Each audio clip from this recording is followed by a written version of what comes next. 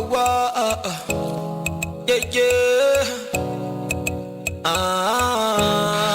I no come here to. Good afternoon, each and everybody. Good afternoon, Brother Abz. Landing a bit late, but here, all the same, for a beautiful Sunday afternoon. We're gonna have a very, very special show today. I have a very special person sitting next to me, and we're gonna go into something very important. So, just give me a 1 minute to let the tune play, and then I will introduce you to my very, very special guest. Just give me a couple of minutes to warm up, get things warmed up. I'd advise everybody to listen very carefully to this young lady. Also, if you can record this show for yourself, play back and listen.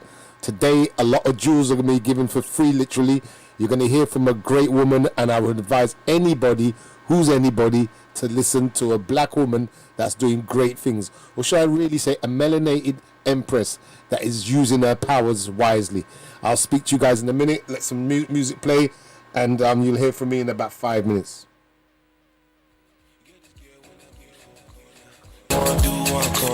So I tell him you should give me a number. Sure you go follow me, go this anger. Make I give you the lamba. With the ball, share La Liga. Oh yeah, young girl, come with your sister. I want phone one leg back. I want phone one leg back. Oh, I want phone one leg back. With the ball like Bado. Pull up in the Prado. Oh yeah, dance for daddy. Make us spray you the money. We are shaku for daddy. Make us spray you the money. Bend low for me, shine you for me, break your back for me, yeah. Show me the love, say make you shine you for me. Bend low for me, break your back for me. Show me love in you.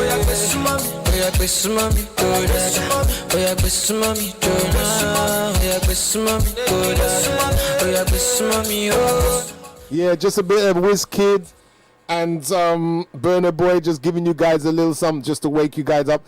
It's Sunday afternoon. We're going to be going into something so beautiful because we've been talking about economics, about self-empowerment, about doing things for self. So I've got one of the best to ever do it. Just give me a minute. I'm going to do something a bit different. Just give me a minute. And it's Khadijah Ward. For anybody that knows Khadijah Ward, I want to really give her a proper rising in a second. 1 sec. Baby, make we negotiate. Money day, man, they spread dollar. They spread money like $100. Give me more shit, anti-baller. Scatter the place, make you bend over. Yeah.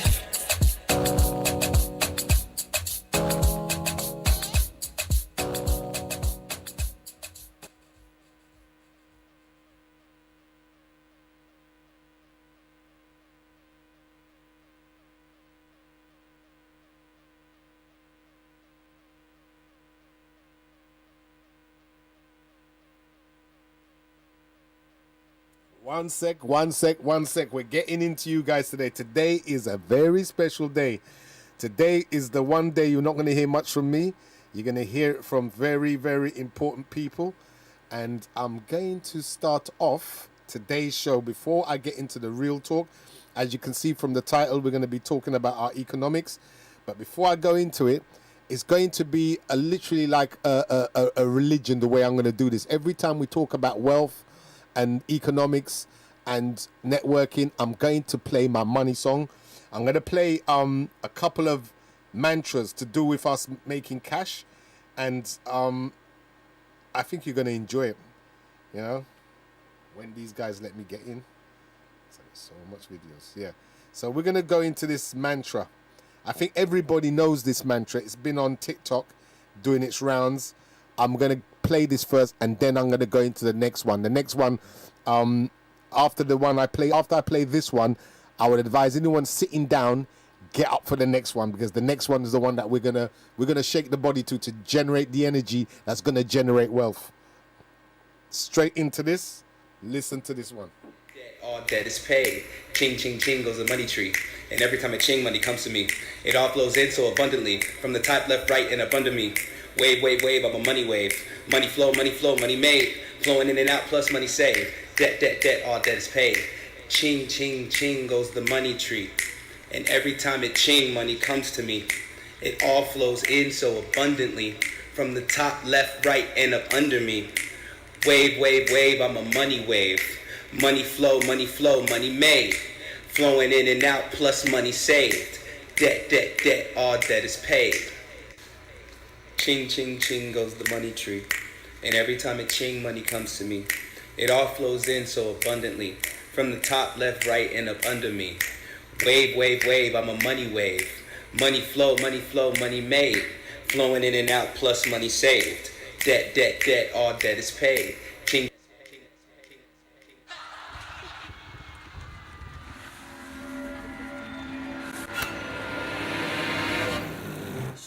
Yeah, for this one coming up, I'd advise everybody who sit down, get up. All those who likes music, that likes rap, hip hop, young youths, this is for everybody. Just to realize that we're gonna make things happen by activity, not by suggestions, but by getting up and making moves. When I get the reception going, right? It's terrible.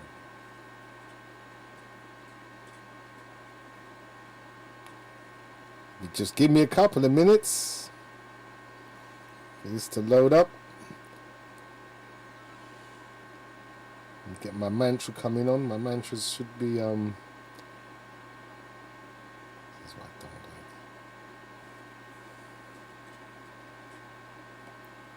You have to excuse me today. There's a few technical hitches I've been having. I'm gonna soon sort it all out. As I'm fresh to all of this, just give me a couple of minutes to sort out my technical issues. See what's going on right here.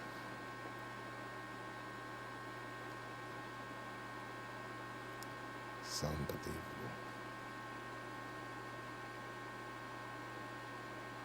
It's unbelievable. I'm just gonna have to go straight into I needed to play this one. It's the energy this brings.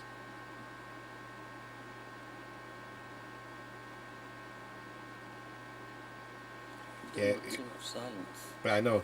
Yeah, sorry about this, people. Here we go.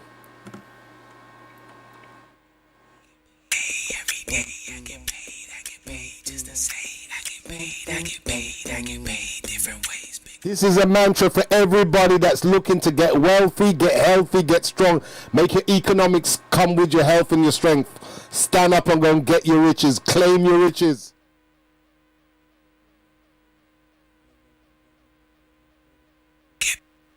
Money made. Flowing in and out, plus money saved.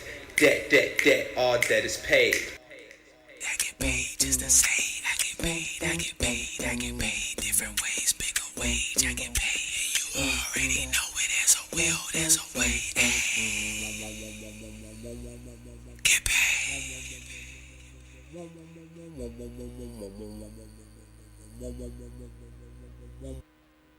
Get paid. I hope you're getting it, because we be getting it.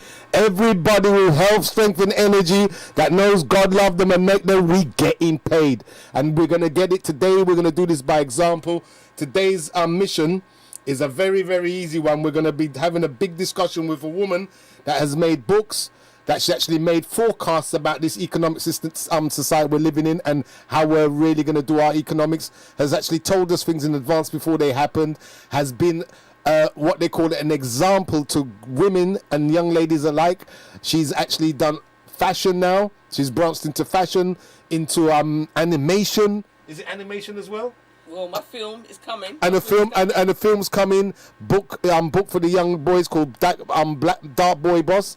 Black Sterling, the author of Black Sterling, and many more accolades. What's the other books? Dark Girl Boss. Dark Girl Boss. Oh my God, I'm even losing count. Bless you. This young lady is none other than Khadijah Ward. I would love to introduce you to her so she can speak to you personally.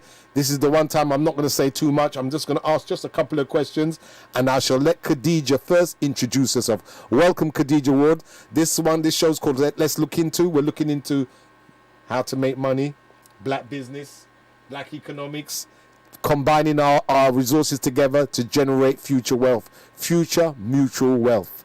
Take the floor, Khadijah. Well, I should say first, greetings, my beautiful people. And I'm Khadijah Ward, for those of you who do not know me. I'm an author, first and foremost. I'm also a Pan-Africanist. My first book was Black Sterling.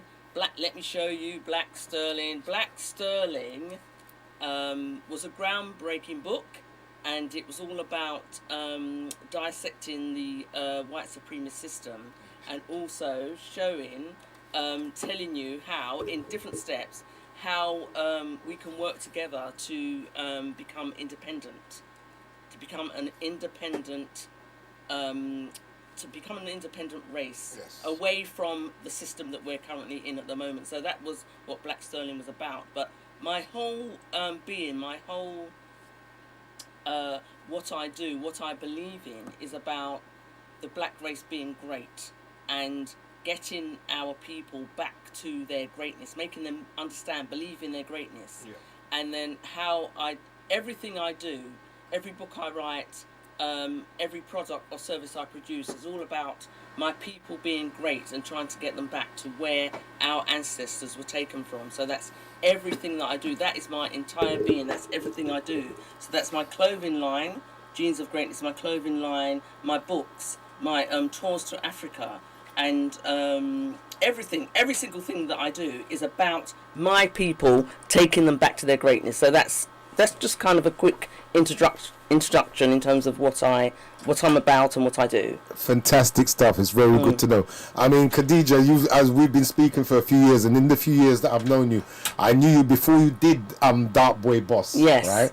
And you've since done Dark Boy Boss, Dark Girl Boss, Unite Black Cash. Wow. There's a few other things. The ones I've just named, could you tell people about these projects and Excuse me. about these projects? Just because I want people to get a backdrop of this woman's how can I put it, her dossier. I know, what can I say, your what they call that one when you've done your achievements and you put it together, your resume. So people understand when she talks about business, it's not just like hearsay. She's living proof. She does this. This is what she do. So, could you tell us what was the inspiration for the books, first of all? I want to start off with Black Sterling. Well, first of all, Black Sterling was... I used to work in the corporate plantation. Everybody. Yeah. Yeah, that's how we have been raised as a people to work within the corporate plantation, and I was one of those people as well. Okay. And what I did was I left the corporate plantation, and I wanted to... I thought, how can I tell my people about the system and what we should be doing in terms of uniting and working together to create our own economy? What should I be doing? And I was actually in Barbados. I was on the beach of Barbados, and that's when I got the inspiration for Black Sterling. And I thought, yes, I'm going to write a book, and I'm going to tell my people all about the system and what they need to do. So Black Sterling breaks down the white supremacist system. It breaks it down in every single piece of what it does.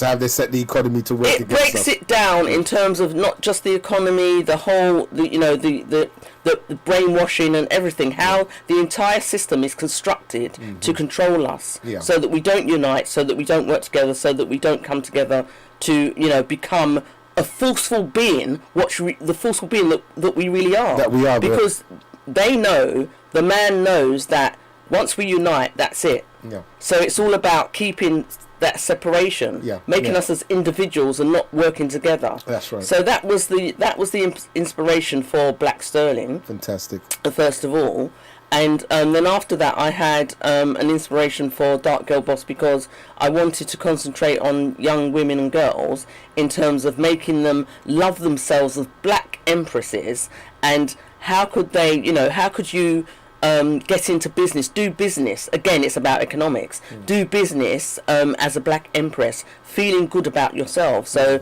I had that inspiration, and a lot of people may know that I had a fight. I was in a trademark war with Hugo Boss. I done a little quick for the name Dark Boy, and you won. I did. How I won by, I didn't go to court. Do them. I won. I beat them by taking them out into social media. I beat them that way. So Dark Girl Boss, that was born. So that's a trademark, and that's, again, it's about women and young girls. To me, I know I've written it, but it's a fascinating book, and it's not just me, it's not just my story.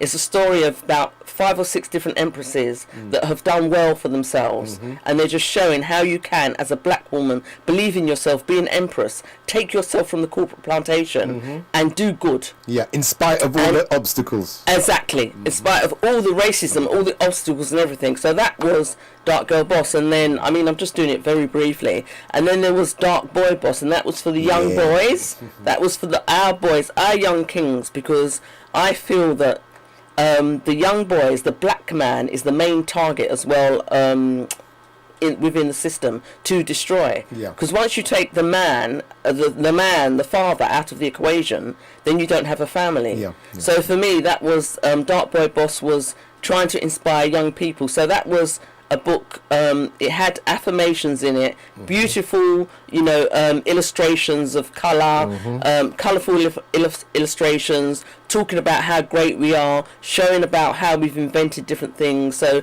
that's Dark Boy. That was Dark Boy Boss. Yeah, let me just show them Dark Boy Boss. I've got a copy, and my one of my sons, he read for one of Khadijah's ventures. He'd done a little reading live when we was in my Zoom one. Yeah, that was absolutely wonderful. Yeah, yes. And it was wonderful, and everybody was there promoting and bigging up our independence as traders. It was beautiful to see, and it's good because we have to think about our children growing up and what they're going to grow up into. So what she's doing right now, what Khadijah's doing, she's laying foundations. Let me just show you Dark Boy Boss for those that need to see this, because it is a must buy to keep in your bookshelf. It's something that's going to stay in a family forever, because you can pass this on from brother to brother. You can even let sister read it. But it's very positive, well written, very good pictures, very good animations. I mean, it's beautiful, and it's the sort of stuff that we need more of. Well, if you open it, and then you can read the first. You could read it, or I could read it. I'll read it. So the first one, like not there. The first affirmation, you can read that. Yeah, I'll read this one. This one's powerful affirmations start here. Right. The Dark Boy comes from the genes of greatness, the original African, the real leader of the world. His physical attributes are second to none. The level of his intellect is beyond reproach. His genetic DNA is the oldest in the world, superior beyond measure, and his spirit is likened to pure gold. In a word, greatness. Now, with this, as this has been said, let me give you the picture that's she's shown beside this. This is heavy metaphysics. That's actually a friend of mine's son. Yeah, okay. Yeah. But you see what's been shown on this picture is the 4 elements: earth, fire, air, and water, and the symbol of the DNA symbol between. So this is beautiful. It's backing it all up. Genes of greatness. This is a lovely theme, and this is a lovely book. And we've got 2 of them. Remember the first one? Yes. Yeah. Yes. Right. Yes. Yeah. So I would advise somebody cop a copy. I'll be leaving at the end of this particular show. We're going to go through all the contact details for Khadijah. So please take down these details. Support this young lady's mission and venture, because what she's doing, she's unlocking a door, a rusty old door that we've been complaining about, which is economic prosperity and being independent. And she's doing this by example. So we need more. And we need to big her up. We need to purchase into what she's doing. We need to support what she's doing, because what she's doing, she's creating a template that can be passed around to all of us. So all of us can do the same thing. And yeah, this is beautiful, because today, as we're talking about combining our resources so that we can make future mutual wealth with each other, Khadijah's going to show us how it's done. There's something I wanted to ask you though, Khadijah, one thing. Because we've gone into some of the books and that, the Dark Girl Boss, Black Sterling, and Dark Boy Boss. But there's something that I know that's on your mind. Is like, it's a question, I just wrote it down anyway. It's like, how would you describe, right, the current condition of our national economics in comparison to Asians, Turkish, and these other tribes that's on God's green earth? How do you what's the state of our affairs? Well, I mean, I've written about it in Black Sterling. I know. I mean, Black Sterling was published in 2000 and I think it was 16 or 17. Yeah. And I wrote about it. And I mean, I did do some comparisons with like the Jews and the Asians compared to us. And theirs is obviously much better than ours, their economics, because they work together as combined units. Yeah, they work together and they support each other. 100%. And that's the key to, well, it's group economics, isn't it? Yeah. And they practice it Yeah. beautifully. I mean, the Jews practice it, the Asians practice it. However, what you should realise is the reason as to why they do it and we don't is because we've been colonised, we've been under slavery, 400 years of slavery, we've been brainwashed, yeah? They haven't been through that. So it's easy for them to be able to work together, to love each other and feel good about each other, because when you work together as a unit, that's because you love the person, you respect the person, yeah? When we don't do it, it's because you don't really like the person. So what it is that we don't actually like ourselves. 100%. We actually don't. We actually hate 100%. ourselves. I write about self-hate in Black Sterling and also in Dark Girl Boss. There is self-hate. That is why we do not work together. Why we do don't not prosper. We don't support each other. That's and the do you know reason. a lot of this, right? All right, we've been colonized. We've had the slavery thing for sure. But when something adverse happens to people, usually you learn from the adversity that this is where I don't want this to happen to my future generation. But it's like we're spiraling more out of control. I mean, we consume, right, on a level like it's on a level that keeps this whole system propped. We consume that keeps America propped. We consume that keeps Britain, all of these guys in Lloyd's and all of these places propped. You know, it's one of the main things is that's one of our downfalls, apart from our self-hate, is the fact that we keep up a system that does nothing for us. It gives us no opportunities.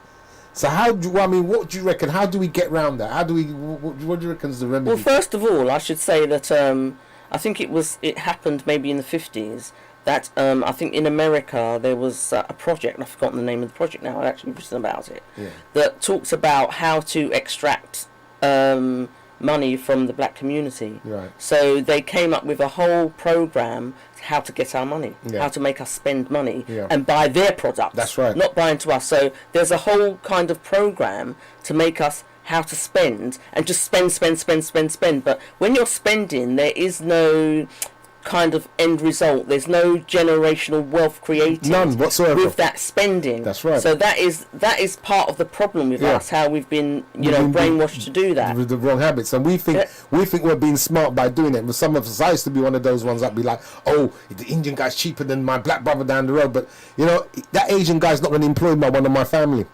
He's not going to employ anyone that looks like me or any of my people. Well, there was a beautiful sister, I've forgotten her name now, that opened the hair shop in Lewisham. Okay. Sandra, I think her name was. Okay. And beautiful hair shop, and we were still going to the India Man because Sandra was like 50 pence or a pound more expensive than them. Yeah. But to me, it's about principle.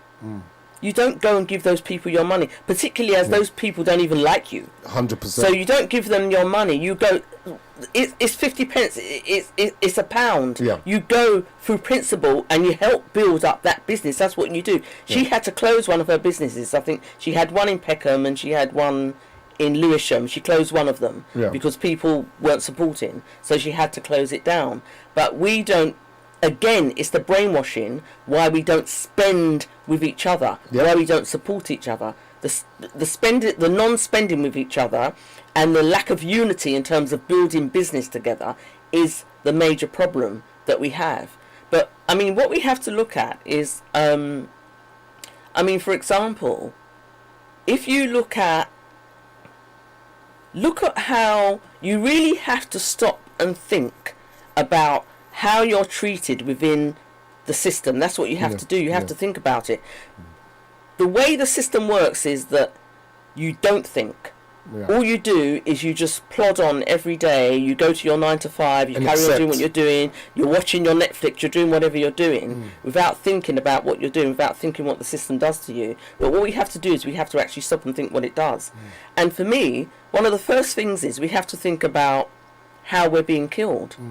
And that's about police brutality, you know, dying in police custody. And it's not just in the UK, it's all over. It's in, you know, America, all over. So, you know that if you have a nice BMW, you're going to get stopped 50 times driving along with that BMW. Yeah? You know that if your son goes out into the street, you know you don't even know if your son's going to come back alive that day. That's right. Because all of the you know, the false arrest and the dying in police custody that we've had, I'm not even going to name them. I done the one on Chris Carver a few weeks ago, and I've done the stats of how much we're stopped 10 times more than white people. Yeah. And you know, it's sad because when you're as you're saying this, there's a lot of people we take it for granted now because we've just accepted it. The trauma is natural to us that we just walk through it like I mean, you know, that's just how it is. No, it's really, really sad. And afterwards, there's we tend to be reactive instead of proactive. Instead of proactive, once we get killed in police custody or you know whatever through police brutality, what we do is we react. We say, oh, we do a protest, we march and this, but the person's gone. The person's dead. What we need to do is you need to have to stop that. But the thing is, it isn't about trying to stop it or trying to fight this system, because you're not going to beat this system. Let me tell you, you're not going to beat this system. You're right. And someone said to me before, you know, if you run off to, you know, Africa or the Caribbean, it's running away. It's not running away. You're being strategic. That's right. It's a smart chess move. It's a chess move because number one, right, it's like this, right? I've been doing the royalty thing, right, just to wake people up that we've got royal blood in this country, even by our surnames and stuff like that. It's just let people feel that this is our country in the sense that we've contributed probably more than most of these Europeans that live here because of our ancestors, right? But it doesn't mean strategically is the best place to be. Exactly. Because this place has got all the laws set against us, and especially now with what's happening with the economics and stuff, the first people that will get touched is us. Even that Windrush movement that they did, you know, that movement what the government did and went and started raiding the banks of the people that was in Windrush, saying that they shouldn't be in the country. Yeah, sending people back. Sending people back. That Windrush scam that they did. We've got to be very mindful now, because that's what happens usually when these people's stuff doesn't go according to plan, that we take the hit for it. Not just the British public. The first ones lambs to the slaughter is the black British public. Even when the COVID came out, they was doing that that it was hitting us more than them and all this kind of stuff. So, you know, we've got to be very mindful. There was something I wanted to say now. I think I've lost my point now. But the moral to the story is that this is an institutional, because that McPherson said, institutional racism. So that is something we should be crafting our movement towards, battling the institutions now that are racist towards us, which is nearly all of them. Yeah?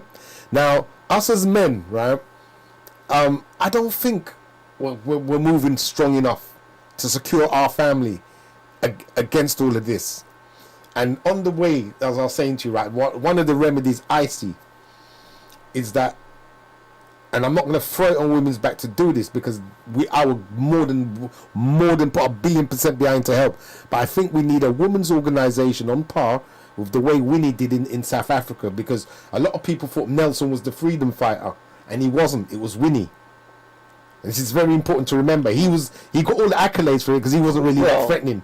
Behind every good man. Yeah, but she was even behind. She was in front, because how they ANC and all of these guys came about, what people do not know is that they used to come home battered and bruised from their oppressors, and they used to come home and the wives used to look at them in disgust and said they're not going to take it. So they got up and fought the oppressors themselves physically. And then the men got up and felt shame and make organisation ANC like this. So the point I'm trying to make is that business, first of all, that's what I wanted to say at the beginning of the show, that when it comes to business or anything to do with economics, a woman should be at the head. Because I've watched, from being involved with women all my life, watching my mommy, watching some great women that I've got to know, meeting people like Khadijah, is that it's natural to a woman, because in her DNA she has to cater for more than one person. She's a housemaker. She has to economize. She has to make food last. She has to think about multiple of people, multiple of numbers of things. So in her world, economics and juggling figures and numbers is natural. So to me, it would be wisest as us as men, and this is even for me to put my money where my mouth is that we empower our women towards putting them in an economic position or creating ways that they can sustain economic positions that they can lead from. Now, this is where I'm coming to now. We need some more female leadership that's going to challenge male leadership and say, like a good wife will do, what are you doing? Well, I think that... I'm not saying what you're doing. I'm not saying what you're doing. I mean, like, for us as men, what are we doing? Because a bit of fire underneath our tummy, it gets us moving. And it does it for me. I know this. So what do you think about women empowering themselves and coming together and forming a form of like a alliance? I mean, I'm all for women having power and forming alliance and being strong. I mean, I'm strong myself. I come from my mother was strong. I come from that kind of background anyway.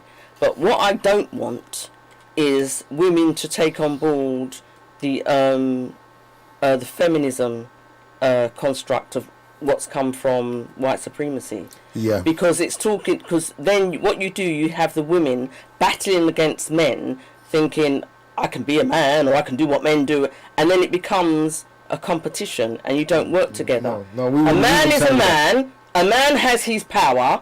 Yeah, a woman is a woman. She has her power. We come together and we make that power work. Yeah. Because we may need to lead or we may need to advise. I mean, me personally, I'm fine with a man leading. Yeah. I'm fine with a man leading in certain aspects. I think because men have their own power and we have our own power, as I said. Men have that physical power, don't they? Men have the physical power. Yes. And like you say, probably we are the ones that can lead, like maybe economically and that, because we do that. We have to do that in the home. We do raise the children and all of that. But I think that we need to come together as men and women. And the feminist thing, I'm not on that trip. We got to do it as a family thing, because a family. Because I was thinking of term it and call it group family economics. We don't even have to put a colour thing on it. We just know when we say family, we know it's us. So we do like group family economics and base it on a house structure, on how a house would be, where the to me, because I told my son the other day, I said whether I like it or not, is the woman run things in the house. I can come with my big bold bad self and come and talk, but she runs it because she's the one thinking of the different things that I don't think about. Yeah, you know what I mean, so. But that doesn't mean we're trying to undermine the men. No, it doesn't. That's what we have to be clear about. No, but a man also has to humble up and hold his corner, because what we have to do as men is like say, cool, we're good at procuring stuff and getting stuff. So we're procuring stuff.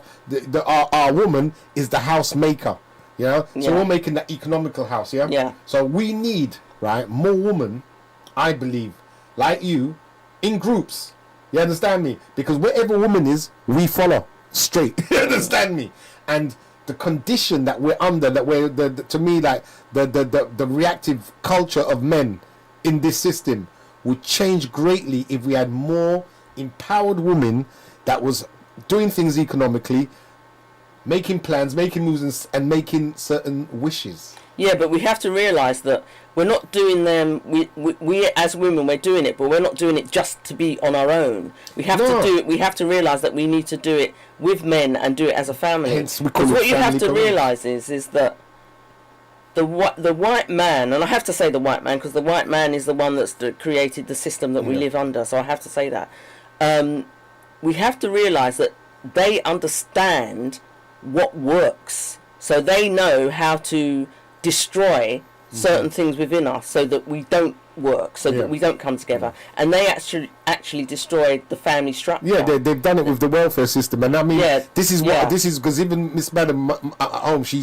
hits me rightly when I'm being stingy and tight, and she'll say, I can count on the white man because he's going to put that money in the bank. And I when she says it, I know she's speaking like a good few million black women in this country is feeling the same way.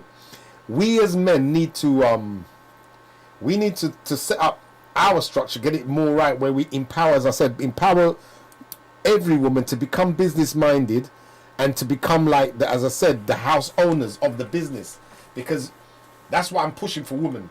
Because as I said, when you all are, we follow. Well, for me, it's the first thing is loving the black woman. Yes. I mean, that's number one. Yes. I mean, once you start, the black man starts to love the black woman, then the other things will fall naturally into place. So it's number one. That is the first thing, because they have been taught to. The black man has been taught not to like us. Yeah, 100%. You know, and it's not just the teachings. It's just like I think it's the weakness. Well, it is the teachings. Yeah, it's the teachings, but the weakness inside, because you can reject teachings as well. Because it's not everything that they teach you. You're going to just jump and say, yeah, that's cool. No, I know, but it takes it. It's very difficult if you're raised within a system like you're talking about hundreds of years of brainwashing. I know. And some of us will be able to come out of it. And see, but it's only a small, a small group of us. It is a small amount. Yeah.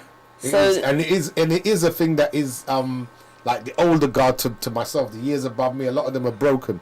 Yeah, I mean, I'm telling you, because I know from my brother's generation, that's the broken set. They broke them. They broke them with the sus law. Yes. They broke them socially in the social construct of things by ostracating them from being in the communal things.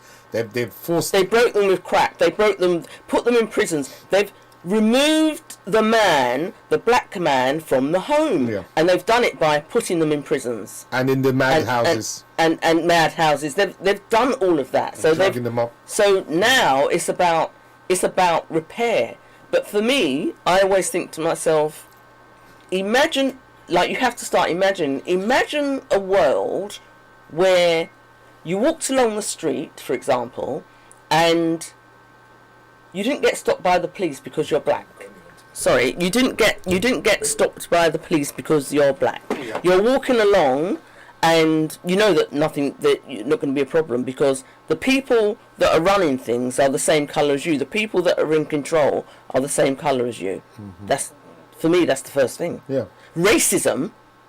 Stopping, not being subjected to racism. Yeah, but it won't happen. It won't happen on their say. So we've got to stop it. No. I'm not talking about stopping it here, because you won't be able to stop this system that's been created. I'm talking about removing yourself from the system. That's right. I'm talking about taking yourself back to Africa. Yeah, that's. I'm going to get into that because I've got a few questions. Well, a lot of people, when I talk about it, they say, "Oh, not everybody wants to go to Africa," and you've got to have money. You've got this.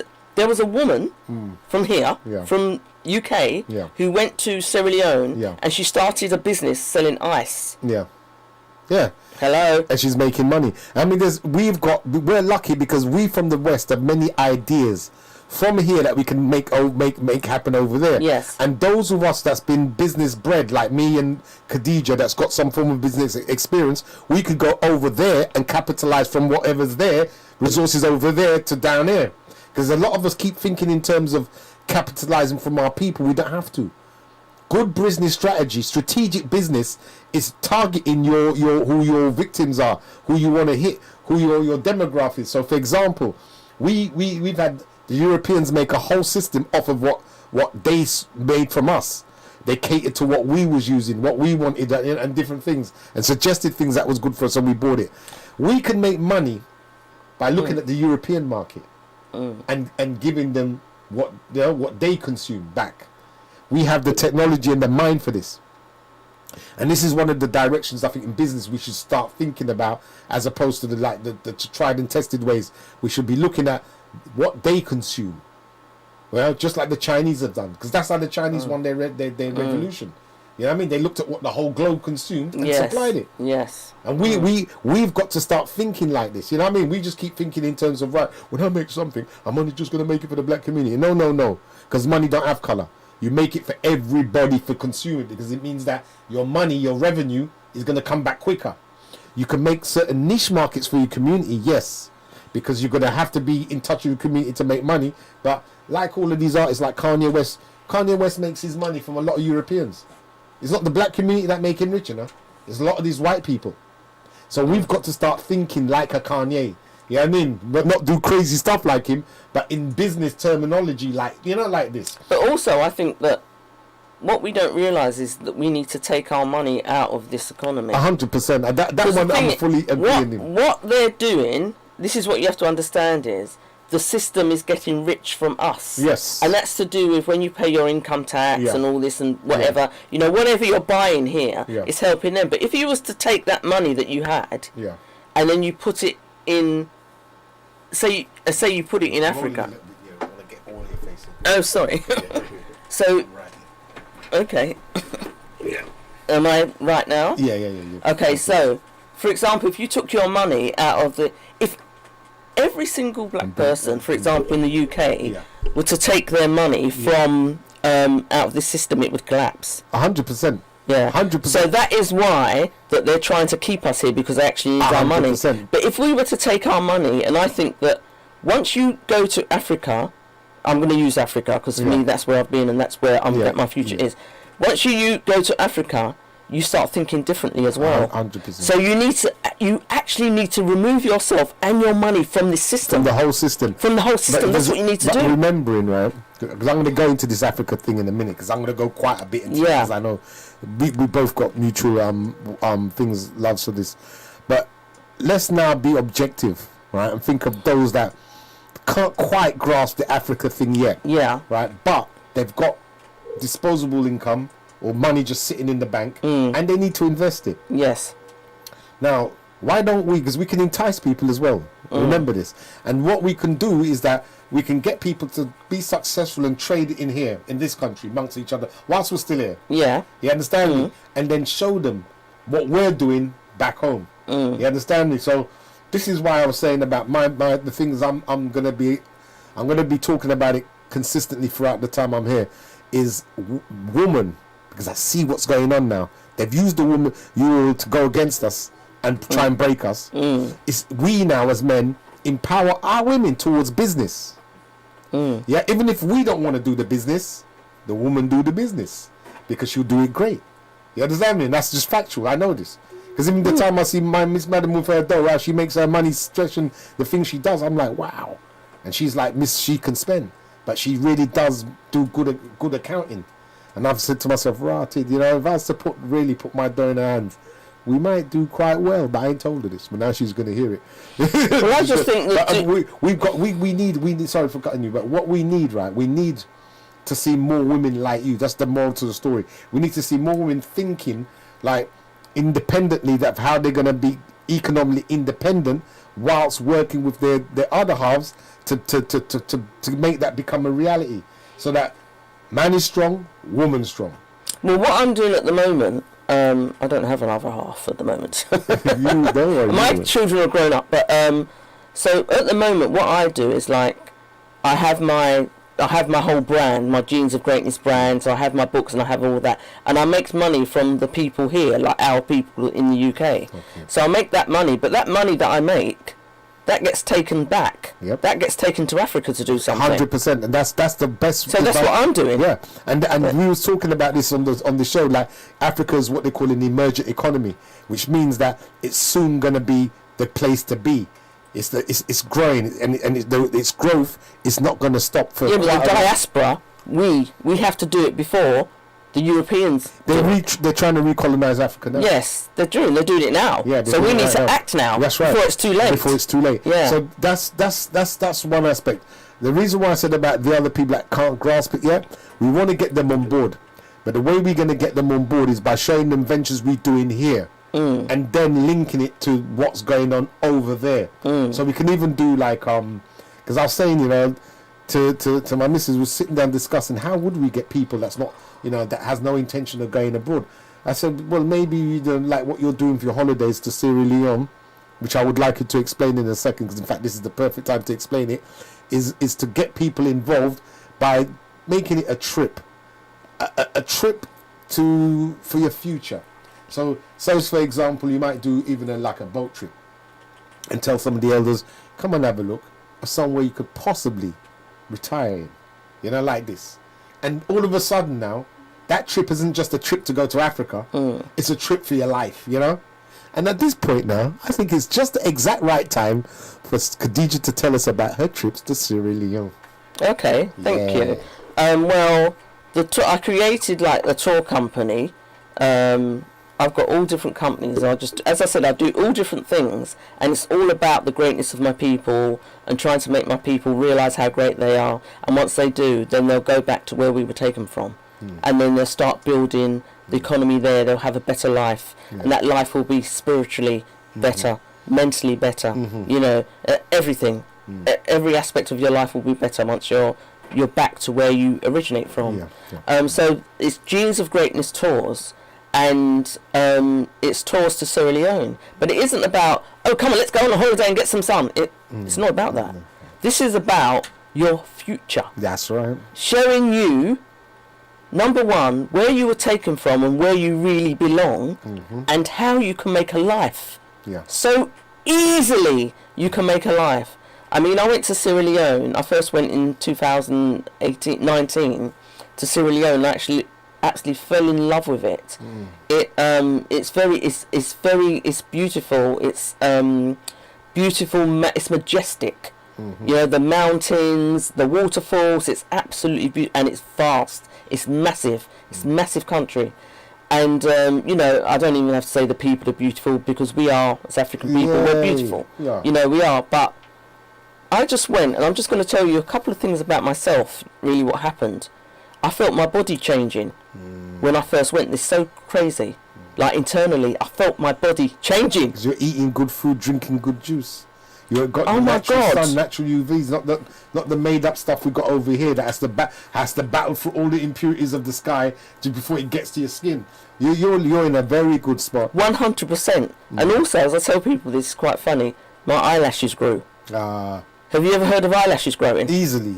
Listen. I've never heard of eyelashes growing over here. I've never even heard of such a thing. But when I was in Africa, when I was there, it's like, my eyelashes are growing. Then it's so weird. It's not about I identify as a man. I was out there in Ghana, and my physique started changing. Yeah. And I don't want to go fully into it, but the physique changed. And I said, wait a minute, God no. No. Yeah, and I think I said it must be the salt in the It's everything. It's the whole environment. It is, and it's your body telling you that. You know, it's like we scream for things, but we just block it out because we said, oh, we're living there. But you know, they say birds of a feather flock together, and everybody's got their place. And all of us, whether we like it or not, melanated people, we are children of the sun. We're children of food and drink. We're children of music. We're children of a different type of vibration, not the one I call it the zombie apocalypse, the living zombie apocalypse, because we're living it now. I look on the underground, right, and I look to everybody, white, black, Chinese, everybody got bags underneath their eyes. I said, wow, we're a conveyor belt of worn out. Well, you know, let me tell you a quick story. When I was 16, I had an out of body experience. Because when I had a job. Like, I was 17. I used to work in Oxford Street, so I used to work every day. I'd walk down the same road from my house, walking along. And I was walking along one day, and all the people walking up. So it's like near Aldgate. So that's you know, you get all the city people. That's where I used to live. And so you get everyone walking, you know, marching along to their jobs. And then one day I was walking along about 8 o'clock in the morning, and I felt myself rise out of my body. And then I looked down at myself and other people just going like robots, and I thought to myself, why are we doing this?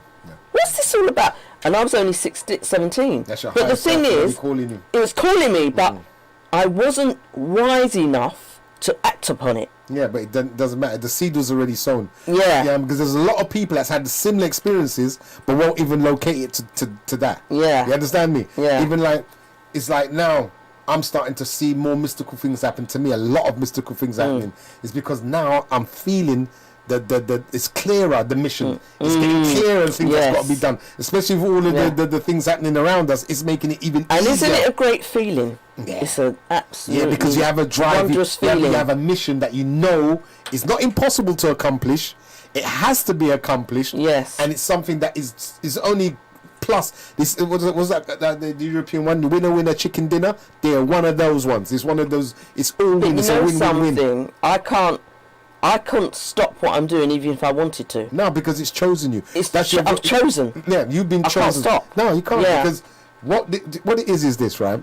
We live, right, whether you're Christian, Muslim, whatever religion, with the hope of that when we die we're going to see heaven.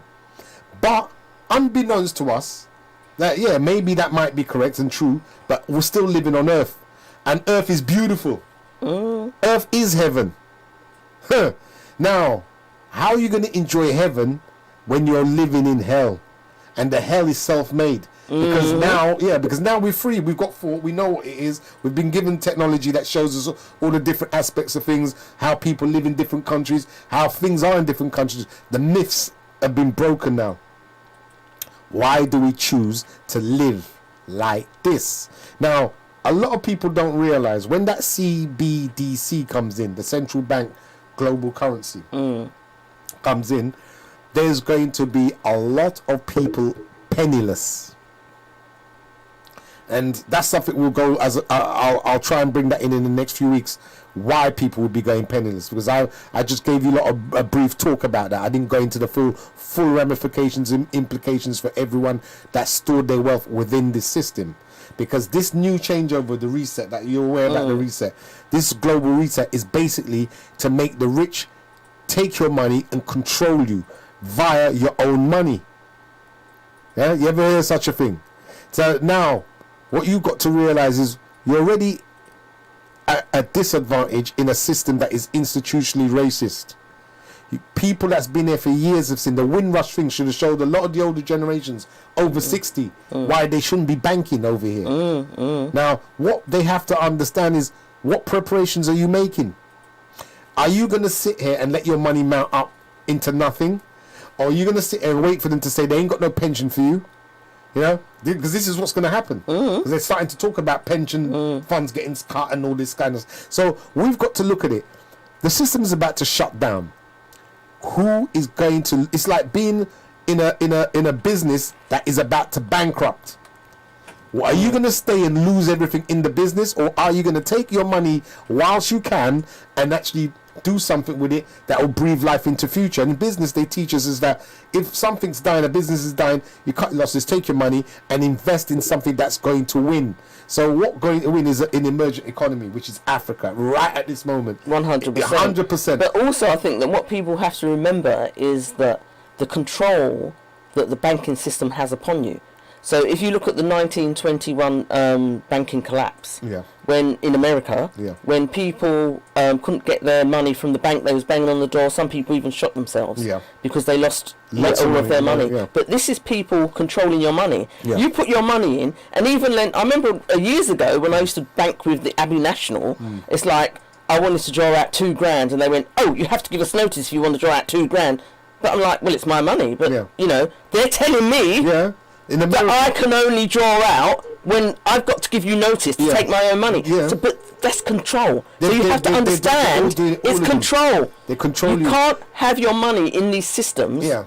I mean, I'm not talking about you might have your money in so you can pay your direct debits or whatever, blah, blah, blah, you're doing that. But I'm talking about any kind of wealth that you have.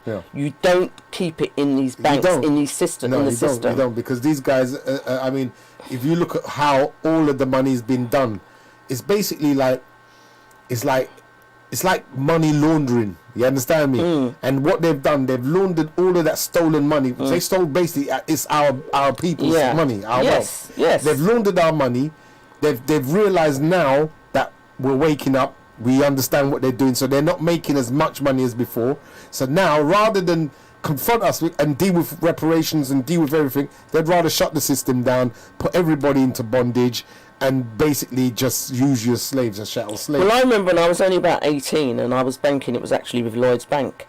And I went in, those were the days when you could go in, you could talk to the manager. And the manager was really young, he was only about 23.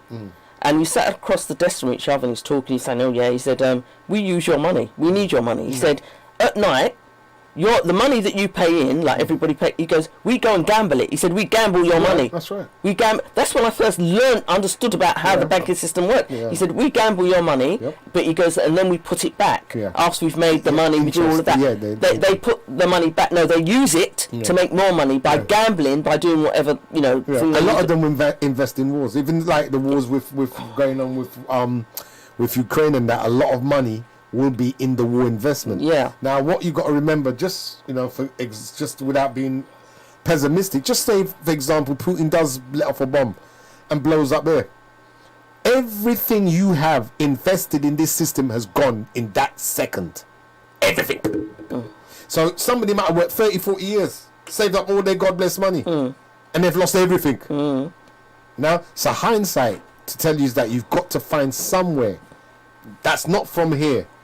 I wouldn't even say Caribbean, because now with hurricanes and that passing, I wouldn't put my money down there. And it just takes, again, if America gets hit with a bomb, and I have to say this because it's a possibility, then the whole of Caribbean's washed off.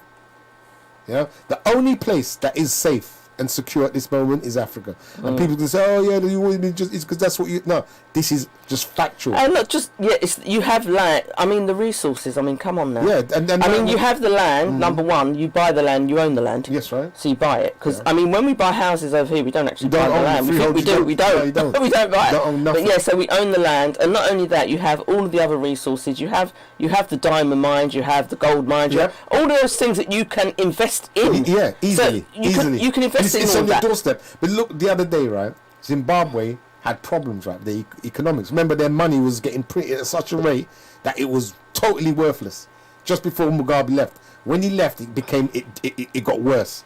Then, by the grace of God, I don't know where they got it from, but they found a bunch of gold. And they made their country gold back now, which has now changed the fortunes of the country right around. You see? And this is the point I want to come to, is that if anything, this is the way our ancestors always did it, especially the Moors. We dealt with gold. Of course. Now, natural resources. Yeah. And if you look at the fraudulent banking system that they got, they purport to trade in gold. No, but they have. So the Europeans, they have like gold, but they don't have gold mines. So where's their gold coming from? Yeah. Thank you. Oh, thank you. And I think. Thank you. I think that. Yeah, you're right about that. But they do have gold that they've stolen from us. That's my point. Right. They don't have gold mines, so how do you have gold? And even when they make those promissory notes, it's not on promissory to that piece of gold. Because it used to be promissory notes used to be about gold. With that, because they went and said they went and looked in Fort Knox and there's no gold there. Can I ask you something? Yes. That means reparation has to be paid in gold.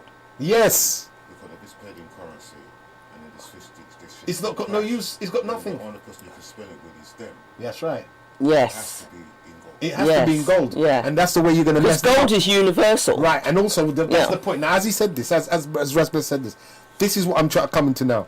We have we walk over gold literally every day in our minds.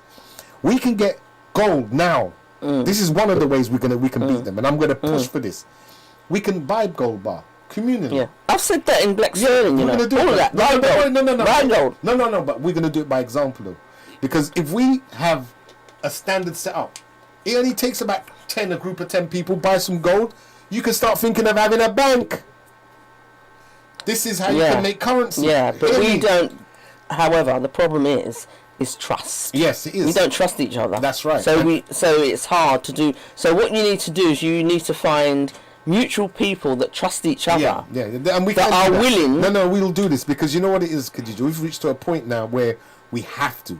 So it's like if I was to make a business built on all the naysayers, the business don't lift. Like if I make the business built on all the naysayers, find like-minded people, and that's it. And then that's how you build up your little economy. But gold, absolutely. I mean, you start buying gold. Start buying gold. No, that's it. So therefore, we've got a lot that we can do, and I think that this is what we've got to realize now. Is we start setting up the templates for the people and show them how it works. Yes. Because once they know how it works, then that's we have to see it. A lot of us we don't. We're literally gonna have to retake them to school. So that'll be down to people, for anyone listening, for you to realize that if you want to change your condition, you have to, number one, listen to the professionals doing it. You have to learn to trust, and you have to learn to be able to read contracts and do business courses or whatever it is that you need to update yourself about business. Because what has messed us up is the lack of paperwork that we don't know about, and we don't know how to shuffle our paperwork properly. This is how they capitalized on us. Yeah, but I mean, in terms of just jumping back to the gold thing, even at the moment we're not doing it as a group. People can still individually start doing it, even if they have a little bit of money, buy a little bit of gold. Yeah, you could just use it on. There's a Moorish brother that I know that showed me that if you even have a gold ring, you can use that as leverage to take things out off of the gold ring, just like they do in the pawn shop. Yeah. Because that's what the pawns thing's all about. But they depreciate your gold. Whereas if you use there's a way he's hopefully I'll have him on the show. He will tell us how we can use certain pieces even of our jewelry to get credit and to use it as a way of leveraging. Leveraging just means multiplying its worth. Yeah, but I mean that's a way of like just saving for now. Yeah, for now. You're doing your saving. Yeah, but we by gold. Like say if you did have say if you had you got 10 grand, you don't want to keep that in the bank. You shouldn't keep it in the bank. Yeah. Buy some gold, Yeah. and you've got gold. Yeah, and that's a better idea. And if you had to run, another thing, you had to run. You never know what's going to happen. Yeah, you can weigh your gold. You're taking your gold with you. That's right. Whereas the cash is something different. The cash, you're finished. Exactly. And as you're saying that now, again, our group at economics shouldn't be about no more cash.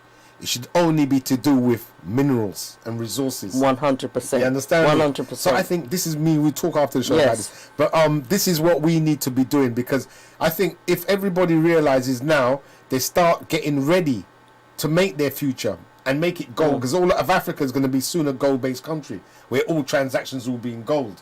So we should be getting ready for that. And can I just interject and go back to about the tours, like Genes of Greatness tours in Sierra Leone? So what I do when I take people over, as I said, it's not just about a holiday, it's about showing people the country, but also you get introduced to people that can show you how to do business, like whatever business you want to do over there. So I have connections with people that can do, there's different types of business you can get into. Anything. I'm not even going to say it on air. No, sometimes you don't need to tell people. You don't have to tell people what it is. But in the future, what will happen? This is the platform for business. Because every time I'll be talking about business and about making money and entrepreneurship, we shall be putting seeds in everyone's head of what you need to do. Hopefully, by the grace of God, I'll have some courses ready for you guys to take on and take in. That obviously will be paid. You have to pay for this, but you will be economically empowered to make good decisions with the wealth that you've worked so hard for. And one of the best things, there's not a price on expertise and on people, on giving people advice. But you know what as well, that we have to be ready to trust each other and part with our money with each other and do the group economics. Because recently, I think it was last year or early on this year, I had a connection in Tanzania, a sister in Tanzania, that wanted people to go in with her into a gold mine, to purchase a gold mine, So I did contact a few people, blah blah blah, but it didn't happen. It didn't materialise. Yeah, because people just they was umming and ahhing about so many different things, and in the end, she had to go into it with people that were non-black. But the thing is, it's like we get these opportunities. Can you not see the opportunity of owning a gold mine group? No, do you know what hurts me? Owning a gold mine. These people will jump on a Bitcoin quicker than a gold mine, and Bitcoin is you see, because this is what hurts me with the Bitcoin. The same energy it took for them to mine and do the Bitcoin is taking less energy for you to, because we've got gold. Yes. You understand? We've already got it. Yeah. So we shouldn't be. It's a no-brainer. We should be thinking about gold, minerals, and it's something that's tangible. Yeah, it's tangible. Bitcoins and things, they're not tangible. No, because things. Once you got gold, you can do business with the other big boys like India, Russia, China. Because that's the only in their circle they only deal with gold. Yes. And that's going to be the future, because that's how they're going to freeze out Britain and America. And they know this. That's why they want to do the reset. But it will go that way towards gold. But imagine this. If you had a whole group of people in, say, Africa, any part of Africa, let's say Sierra Leone, a whole heap of us went over to Sierra Leone, we formed up, we bought our gold mine, and we done this and that. All of those people, like China and America, they wouldn't have any choice but to do business with us. That's right. Because we're coming, as a group, we're coming with money. Yeah, that's right. So we're people that need to be reckoned with. You have to deal with us. Yeah, if you want a piece of what's ever going on, you have to deal with us. And that's what we need to do. Yeah, we have to. But you know what's hurting me is like people like, I'm not going to mention, I was going to say a group's name, but there's groups, right, that are using their group members to leverage money because of the numbers of their group. But when they get this money, they don't put it back into their organization. Right. That they've used the memberships of the people to leverage that money with. So this is what it is. So, you know, I'm going to sit down and muse over this and find it, because there's a way around it. And I think if we put up certain things up for our people, we'll be able to overcome this obstacle. That's why I was telling you about the promotions, having those outdoor promotion events, because that way we can talk to people and show them the reasons why, like what we're doing now. You know what I mean? And we can have some paperwork, you know, let people understand things. But the reasons, to me, the reasons why that we're doing what we're doing now, we're trying to build our own economy and we're trying to do it in Africa, you know, as African people, is because if we don't, we're going to be eliminated. Easily. We're being exterminated. Easily. And we have to understand that's what's going on. Easily. And if you don't do anything now about removing yourself from this system, you will just be exterminated. Yeah, but a lot It's of as simple people as don't. that. A lot of our people don't even understand that the extermination's already happening. Yeah. And they don't understand. I've got paperwork, as you said this now. I haven't said it before, but I've got paperwork from Australia where they showed you how they've been extracting melanin from the 1920s and 30s. Yeah. So you people have to That's understand. my next book that I'm talking about. Right. Well, and the thing is, what people don't understand, if these people are selling melanin on the market, which is the most expensive commodity in the world, number one, where are they extracting it from? This is very scary stuff. And knowing that they use it in military applications now, DARPA and all of these. Oh, they do, yeah. That's what's in my next book, yeah. actually, that's coming. So you got to understand then, that Matrix program, which was made by 2 black women. Yes. Matrix, the Matrix film concept, showed you when Neo, they showed you what was the outcome. They said, what's it all about? And then they showed you a battery.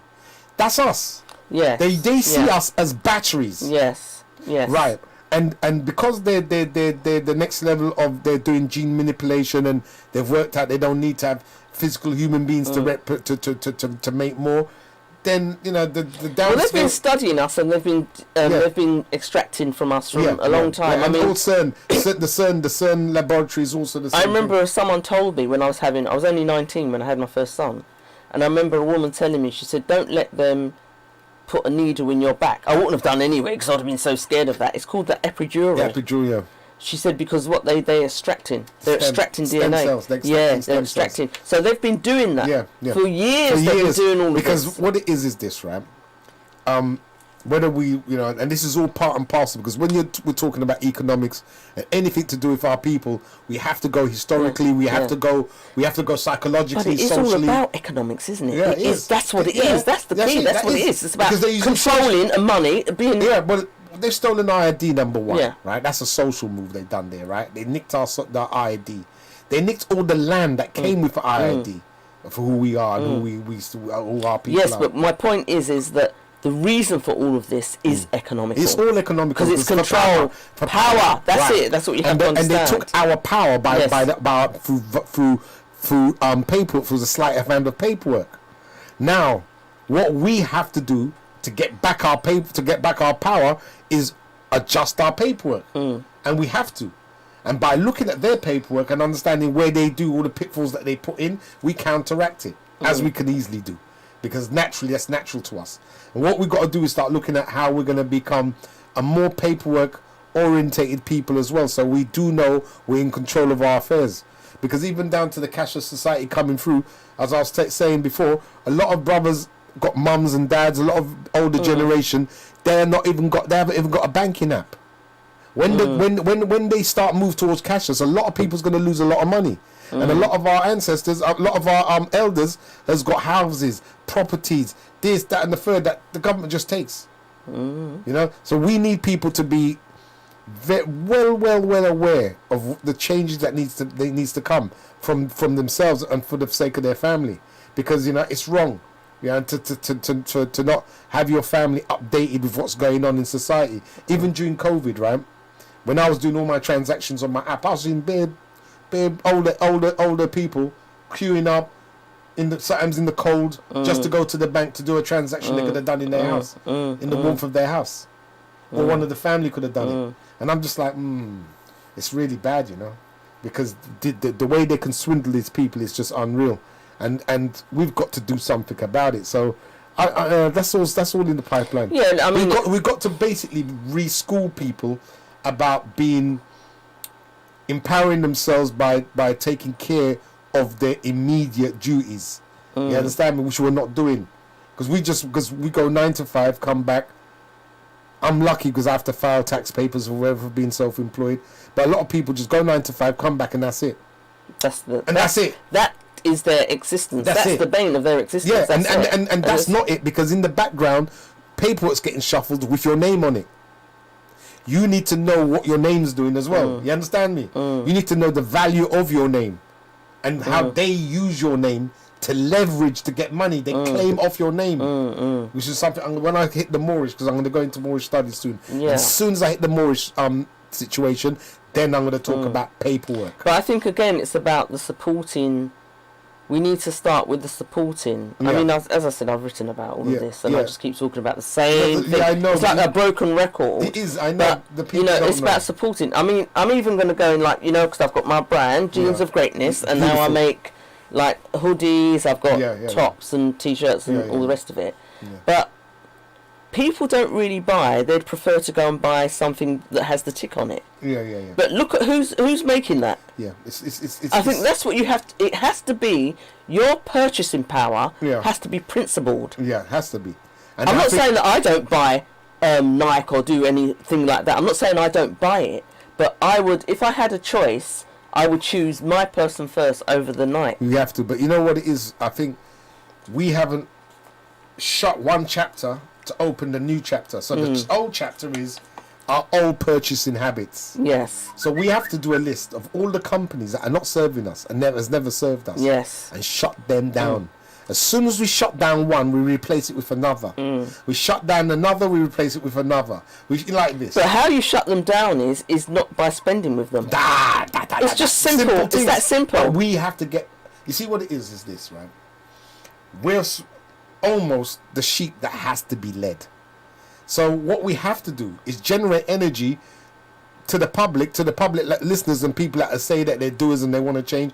We have to just get a few thousand people together and go to certain places and say, from today, like Farrakhan's Million Man March. Yes. You understand me? Yeah. Similar things. And we can do this. We have the power to do this now. And we can do this here and spearhead a movement that will teach people how it really should be done. We can get together. We don't even need to have 1 million man. But if we had 1 million people, better. And then we do a march to one particular establishment and we shut one of them down at a time. You'll see the light switch off on them in a second. And once you've seen it, then you'll realise your economic purchasing power.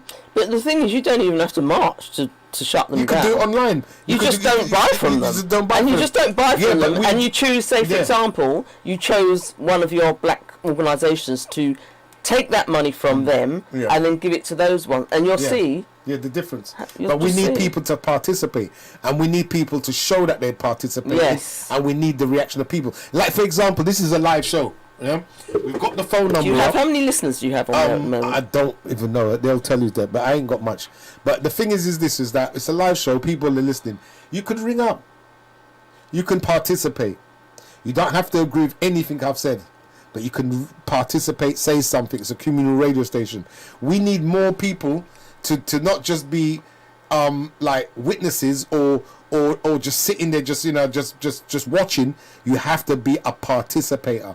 For things to change, you say you want change, be part of the change now. You understand me? Don't just leave it for people like us to come out and be blabbering our gums or to try and show you by example. You have to be wanting to be part of that movement. Yeah, because if not, you just get left behind, because there's going to be a time, as I said, you won't even be getting people like us to talk. Well, I'm going to get to the point where I'm gone. I'm just waiting for anyone. That's it, because it's all been said already. And there's the saying, those who don't hear will feel. Yeah. So for this particular scenario, we have got to be adamant that we want a change, and we were willing to do what we need to do to change. But I think there's obviously some of us that do know a bit better has to do better.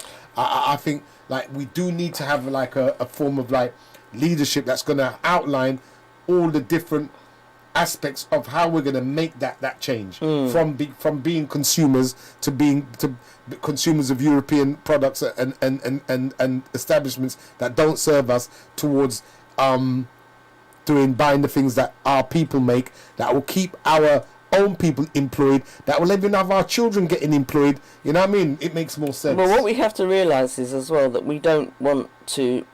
The change that we're trying to make is the change ourselves and for ourselves. Yeah. We're not asking anybody to change things for us. Yeah. Because you know what we're doing at the moment? We're asking the leader of the system, the leaders of the system, to change things for us. They won't do it. They can't. We need to stop that. Yeah, 100%. Stop doing that. There's nothing to ask them. We don't need nothing from them. No, but we are asking them. No, because well, I'm not asking them. You know, one thing's for sure, right? Is that in the time even this recession coming, all recessions you look in history, we always done well. Why? Because we've always been used to the hardship. So this new one coming, it reminds me time for us to probably start a new Black Wall Street. But this time, learn from the last one. You understand me? Because they came in and stole that one. You know what I mean? So, because that's where they got... Not just stole, they killed everybody. They killed everyone, yeah. But this time, we'll be ready for them. Because we know what they do now. You understand me? So, what we got to start doing now is getting people ready to start trading. I think, is get people dressed up ready for the economic battle. You understand me? By giving them, because I'm going to do this on this show, use this platform to do that, but giving tidbits of things to do towards becoming more economically, And I think also about education, because we haven't really spoken about education. I think that, again, removing your children from the school system. Yeah.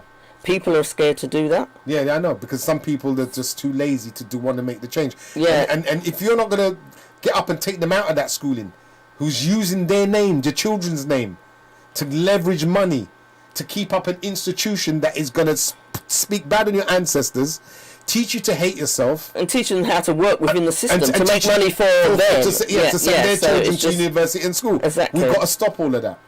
Yeah. Yeah, I mean, because when we group together, it's noticeably different. And then they start doing things to try and entice us back in. Because if you notice all the advertisements now... Oh my God! From biracial people. Yeah, it's called... Let's get those darkies involved.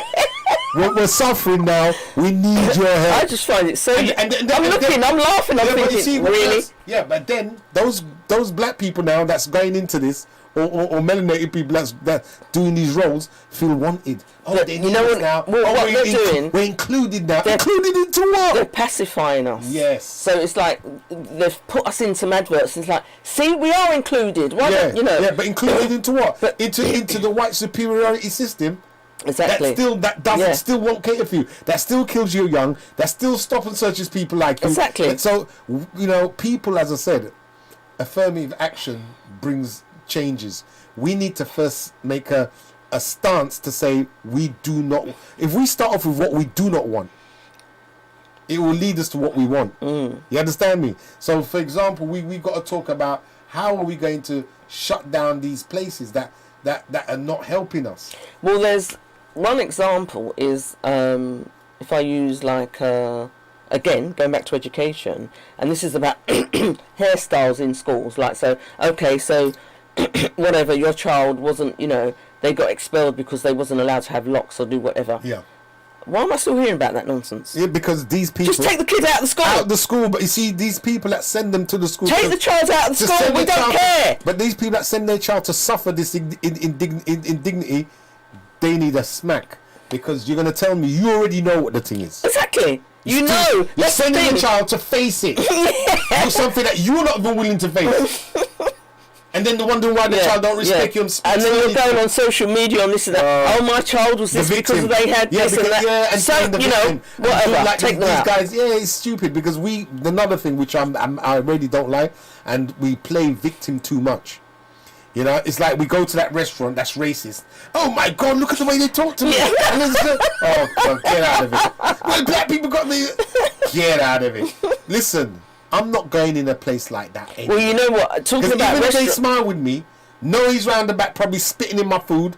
You know what I mean? Doing whatever excrement in my thing, and then passing it off to me, and I'm eating smiling. Well, you talking about restaurants? I'm included. A friend of mine, excuse me, is she wanted to take me out for my birthday. My birthday was a couple of weeks ago, and she didn't meet me, so she's going to take me to a Caribbean restaurant. Yeah. For the love of God, I couldn't even find a Caribbean restaurant that was black owned. Yeah. Because there's a set of... Do you know any? No, hardly any. Because if it's not an Asian guy got it, there's a Turkish guy's got it. And the thing is this, right? And it's really sad because we've been around in the system here for so long, and it's just shameful. Even me, down to me.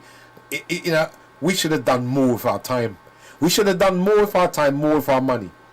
You know, we've got nothing we can account for here, and it's really bad. And if you look at how it's quite scary, and this is my book. Next book's coming. I'm not going to say what it's called or whatever, but my next book's coming. I'm going to talk about these things.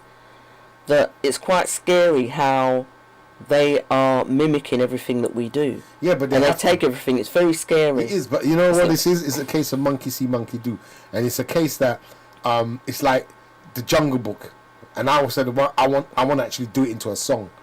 I wanna be like you, but do the video with them copying everything we do. Yeah, because that's what it is. They do. It's reverse psychology. But what they've done is they've made us feel like we're a piece of crap. Yeah. But at the same time, knowing our greatness. Yeah. And then taking every single thing about us, everything we do, the way we look, the things we do, everything we create, they have to, and taking it. Because they have to. Because this is why I came back on the melanin thing. Because even down to the melanin, they want the melanin. Yeah, I think that's the grand plan. Is to steal the melanin, harvest it. Probably that's what CERN's doing. That's the power. That's probably what CERN's doing right now. And then they want to all be like us. Exactly. Right. Exactly. And then for us make us extinct, and then black people didn't really exist. And then they can rightfully claim all of our stuff that they've been destroying and hiding. Yeah. All of our achievements. Yeah, our ancestors. Yeah, it will come out. All of it will come out now, and they'll be like, oh yeah, and then because you can see with the Botox on the lips, you can see it's all everything. They're just Frankensteining up to be like us. That's what they're doing. It ain't gonna work. Yeah. Because even the melanin that they squirt into their body, it only lasts for a few hours. Yeah. You understand me? So, you know, don't underestimate them, people, because they will find a way to make that last longer. Listen, God that's all the experimental. God will deal with them because, trust me, everything they do, they know that it's working back on them. Right now, they're dying quicker than they're reproducing. So, it's already a foregone conclusion. The sun's already beating the hell out of all of this for them. So, that is a foregone conclusion. It's now for us to recognize the things we've got to do. To now our woke times come out. This is our time. So it's like, how are we going to guide our sheep? Because that's how we have to see them as sheep. How are we going to guide our sheep to pastures green? This is what's going to be incumbent on all entrepreneurs. Everybody listening that's an entrepreneur, that's a business person, woman, man, child, young child, whoever you are. We have got to see that those of us that don't do business, that don't understand the mechanics of business, are basically sheep. How are you going to lead your sheep to pastures green? This is the question you must ask yourself every day when you get up. Because you've got through the door. There's millions of us that's through the door. But we need to be getting a few billion through the door. Because if every one of us is through the door, that means the visions that we're going to have after that, subsequent visions, will be like formalities. It won't be like... Well, we have to give our people the confidence and the belief in themselves. And to me, this is what it's all about believing in your own greatness. Because once you believe how great you are, then you can do whatever you want to do. Once you believe in yourself, you will know that you are good enough to take yourself from the 9 to 5. That's the first thing. Take yourself away from the 9 to 5. And do something... We all have some kind of talent. All of us. You know, you have some kind of talent. Think about what you love to do and how could you make money from whatever it is that you love to do. Just, you know, sit down and think about it. But you have to come out of the 9 to 5. 100%. I know it's hard. It is hard. Believe me. I know it's hard. I've been there. I know it's hard. Not easy. But when you've got children and stuff, like even me, right? I've made a plan to retire for this year, which is I'm still on point for it. Because I've realised this trade is damaging my health, whatnot. The money's become very good now, but I can't let that money fool me because there's other ways for me to make money, and I know them now. So I'm kind of happy coming to my retirement time now. I said I've served, I've done what I'm supposed to do. Now it's to do the business things, which I'm more good at. I'm more good at than decorating and building work. I'm a better business person. So I've seen that now for people now, it's hard for them to make that move because you see, I think knowing that you haven't made a preparation in advance for you to move off into. Yes. That's the problem. So that's where people like me... So now they have to think about... Yeah, but we can think for them. Because we can make off-the-shelf companies. I shouldn't be saying it on now, but we can do that. When I say off-the-shelf, I'm talking about a real company that's really got a business in it, that is actually trading. And you can give it to people. You see? And when I say give it, they're obviously going to buy it, but it's literally a gift because all the main work's been done. All you got to do is run it. You don't want to run it, then you pay. You understand? For somebody to run it. And that's what we've got to start thinking about. Because that's the way forward now, is to get those sheep into pastures green. Because I think if somebody is seeing that, oh, I've been given a business now. Oh, and I've got the option to get somebody to run it. They're more likely will understand the vision a bit better. Because now they're included in the, in the vision that we're talking about. And that's where we're going to be, hopefully, by the grace of God.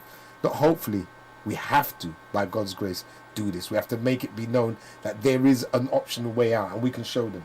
So I think this is why having you on the show is to me. I felt like when Ferguson got Ronaldo on Man United, I feel just like I got one of the biggest buys ever. Let me tell you.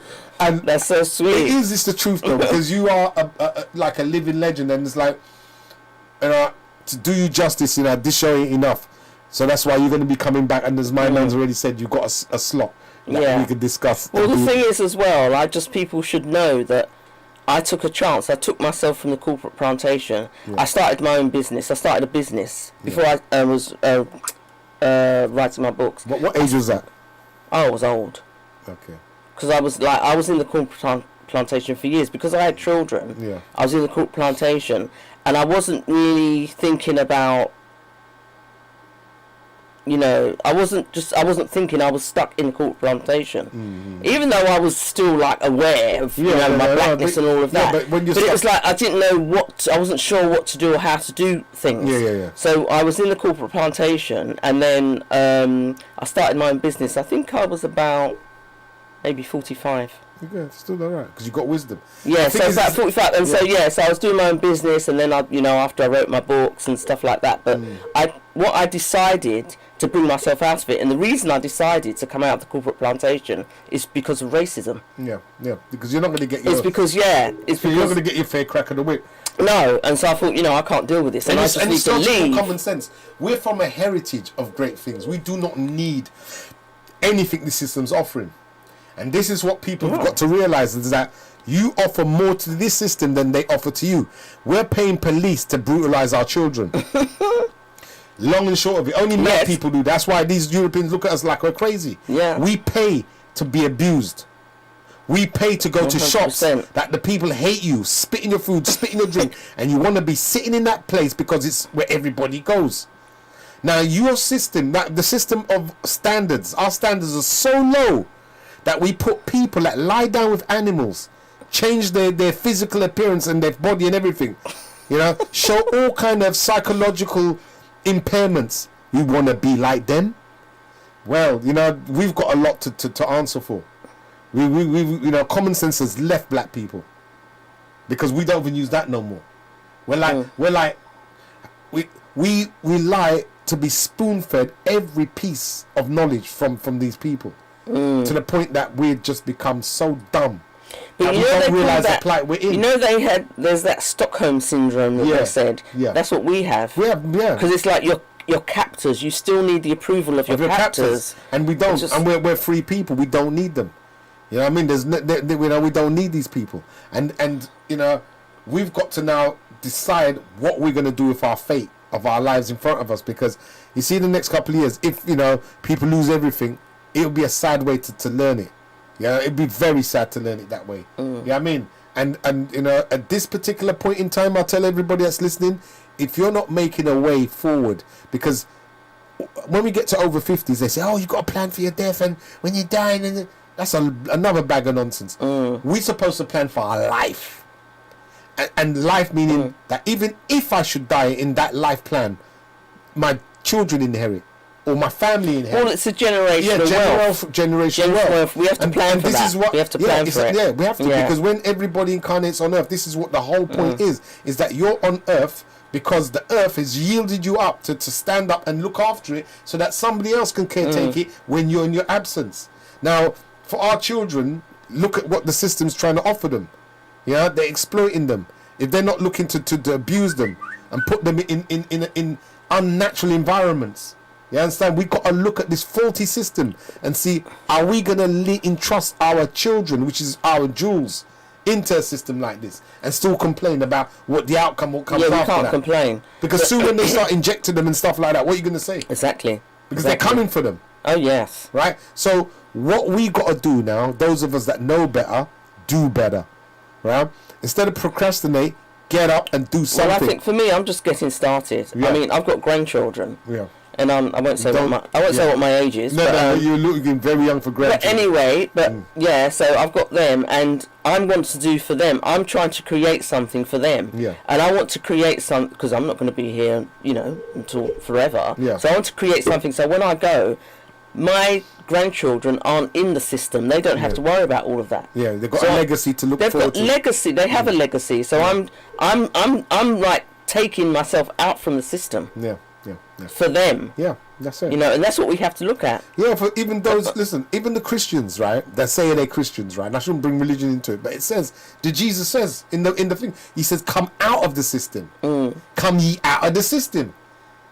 And they're still there. Them guys will read the Bible up to that point, and they won't understand these things because the system is no good for you. Yeah, they say render to Caesar's what is Caesar's and what to the Most High is what's to the Most High. But remembering the Most High has just asked you for very simple things. Yeah, Caesar's stuff he's asking for, you don't even have to render nothing to him no more. You understand me? Because you now know what Caesar's about. So rendering anything to him is putting yourself in captivity. You understand me? You should be rendering to the Most High, which is being smart. You understand me? Being independent. Instead of your prayers to God should just be like, God, thank you for the blessings you've given me. Thank you for the opportunities you've given me. Thank you for all the good things that I can achieve. Not, oh God, I need some money to get out of the bank. I need money to... What? No.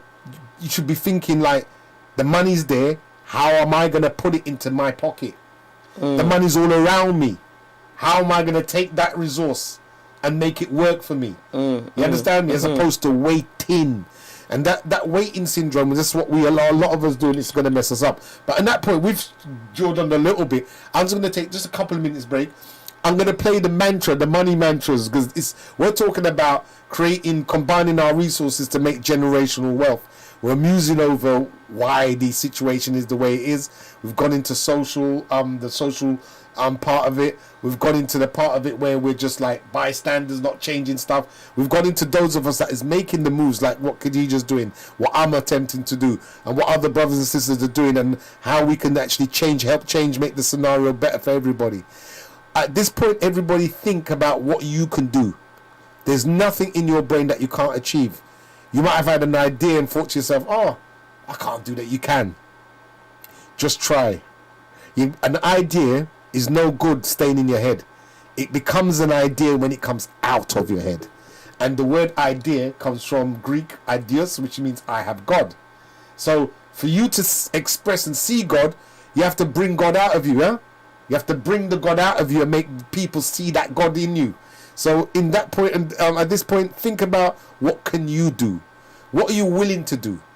You might not even have to have any ideas. You might have some wealth. You might want to invest it in something that's good. Think about things that you would like to invest your money in.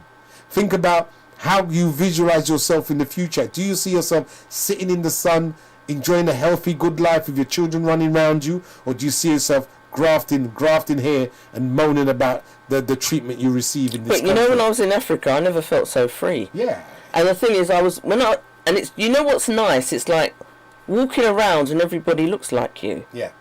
Yeah, it relieves your mind. It's just like, I know that I'm not going to be in handcuffs, because I'm black. That's right. You know what I mean? Anxiety's gone. I've never felt so free. It's just like, wow, it's just amazing. The energy, the music, the food. It's just amazing. It will call you. I mean, people that go Caribbean already know this, and we know this. We know. Now, with what we know, let's do something about it.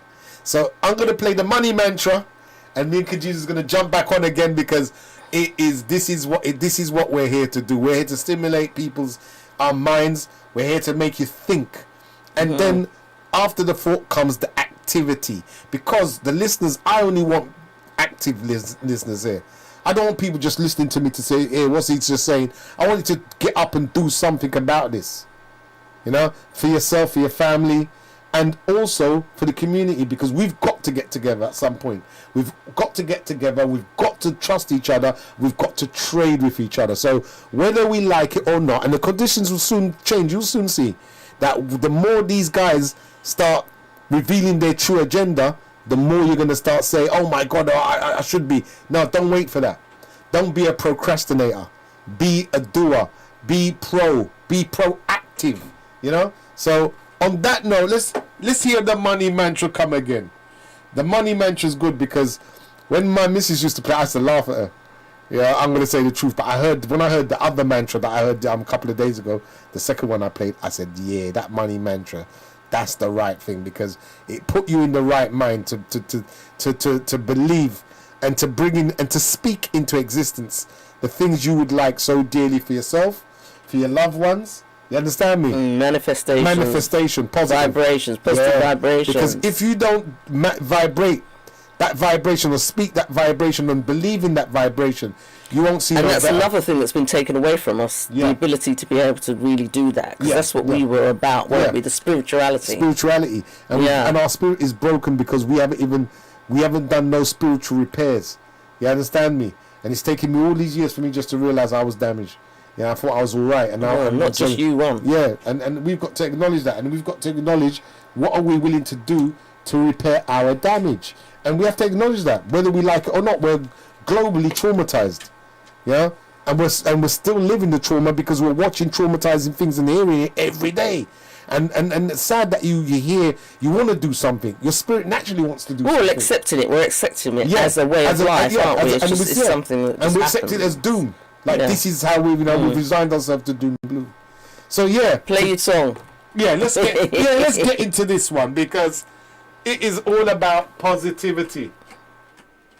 Money saved, debt, all debt is paid.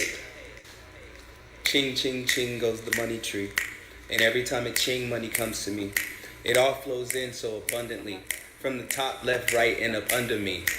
Wave, wave, wave, I'm a money wave. Money flow, money made.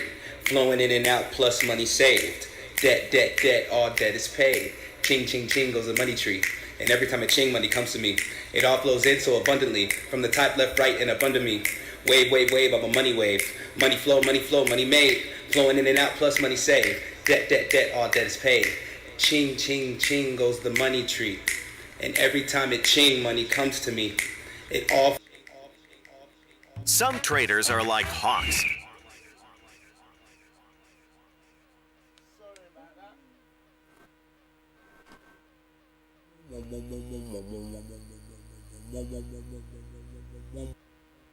Get paid.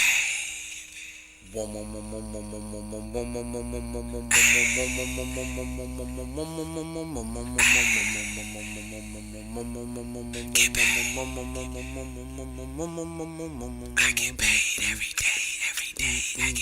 I get paid just to say I get paid different ways. Pick a wage, I get paid, and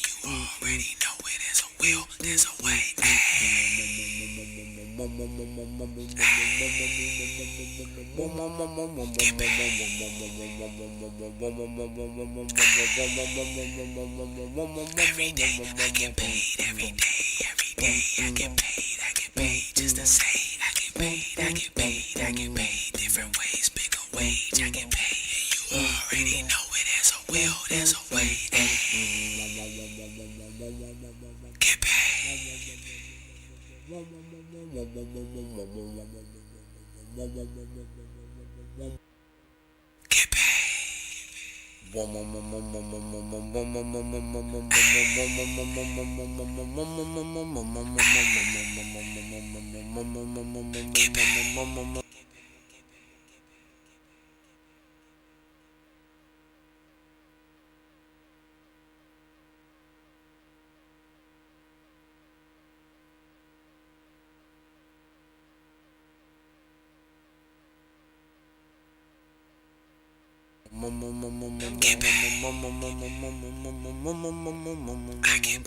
So what's he going every day? I get paid. I get paid just to say I get paid. I get paid different ways. Brother David's coming down soon, so we're going to have him talking about young entrepreneurs with Khadijah.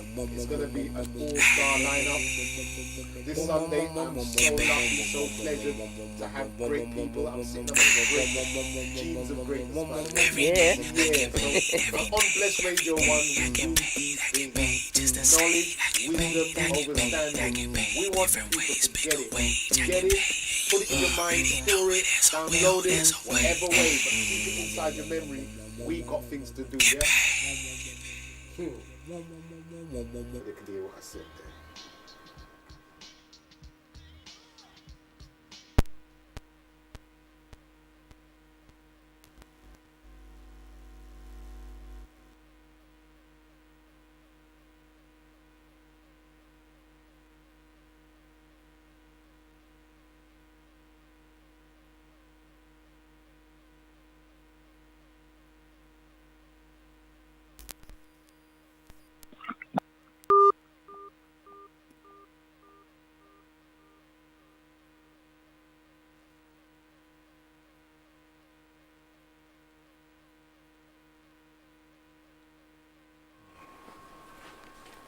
Yes, my people. I'm back on with Khadijah. Khadijah Ward, whose genes of greatness has inspired this whole talk for today. We're talking about solutions now. We're talking about how we're going to empower ourselves, combine our resources so we can generate mutual wealth.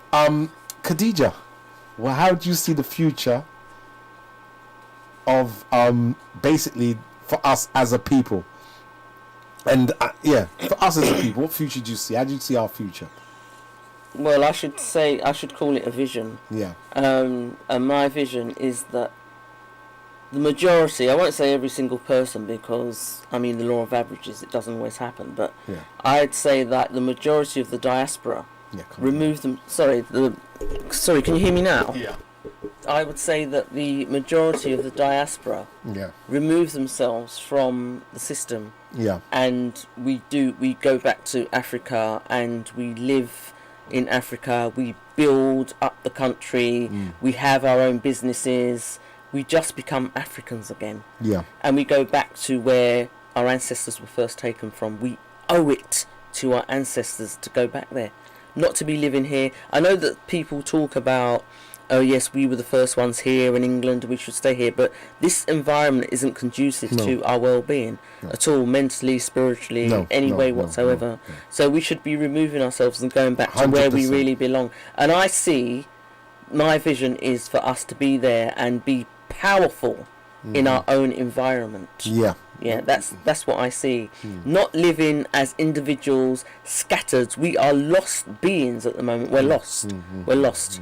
We're living in a land that we don't need, that we don't belong in. Yeah, we don't. And we don't belong in. We it's just weird. It's like, you know, what was really funny is when I was in Africa, you know, around all Africans, and then when I came back, and I was, you know, back in the UK, and I was looking at our people, but as you know, from a European point of view, it was really weird. The people just seemed weird. It's like when I just saw our people, I just thought we just really don't belong here. No. And so my vision is back to Africa. Yeah. And people that argue with that, that's fine. That's up to them.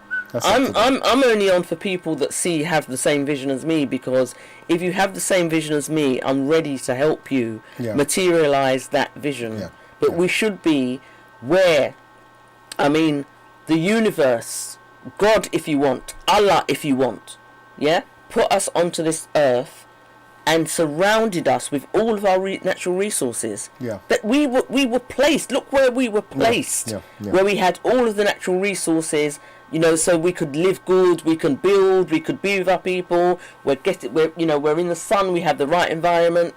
We was placed there. Yeah, that's right. And this has all been a strategy for them to get rich off of our backs and our sweat. And right now, you know, it's come to the point now where if anybody doesn't realize that this time now we're living in, it's time to reset your life, think about relocation, genuinely think about it.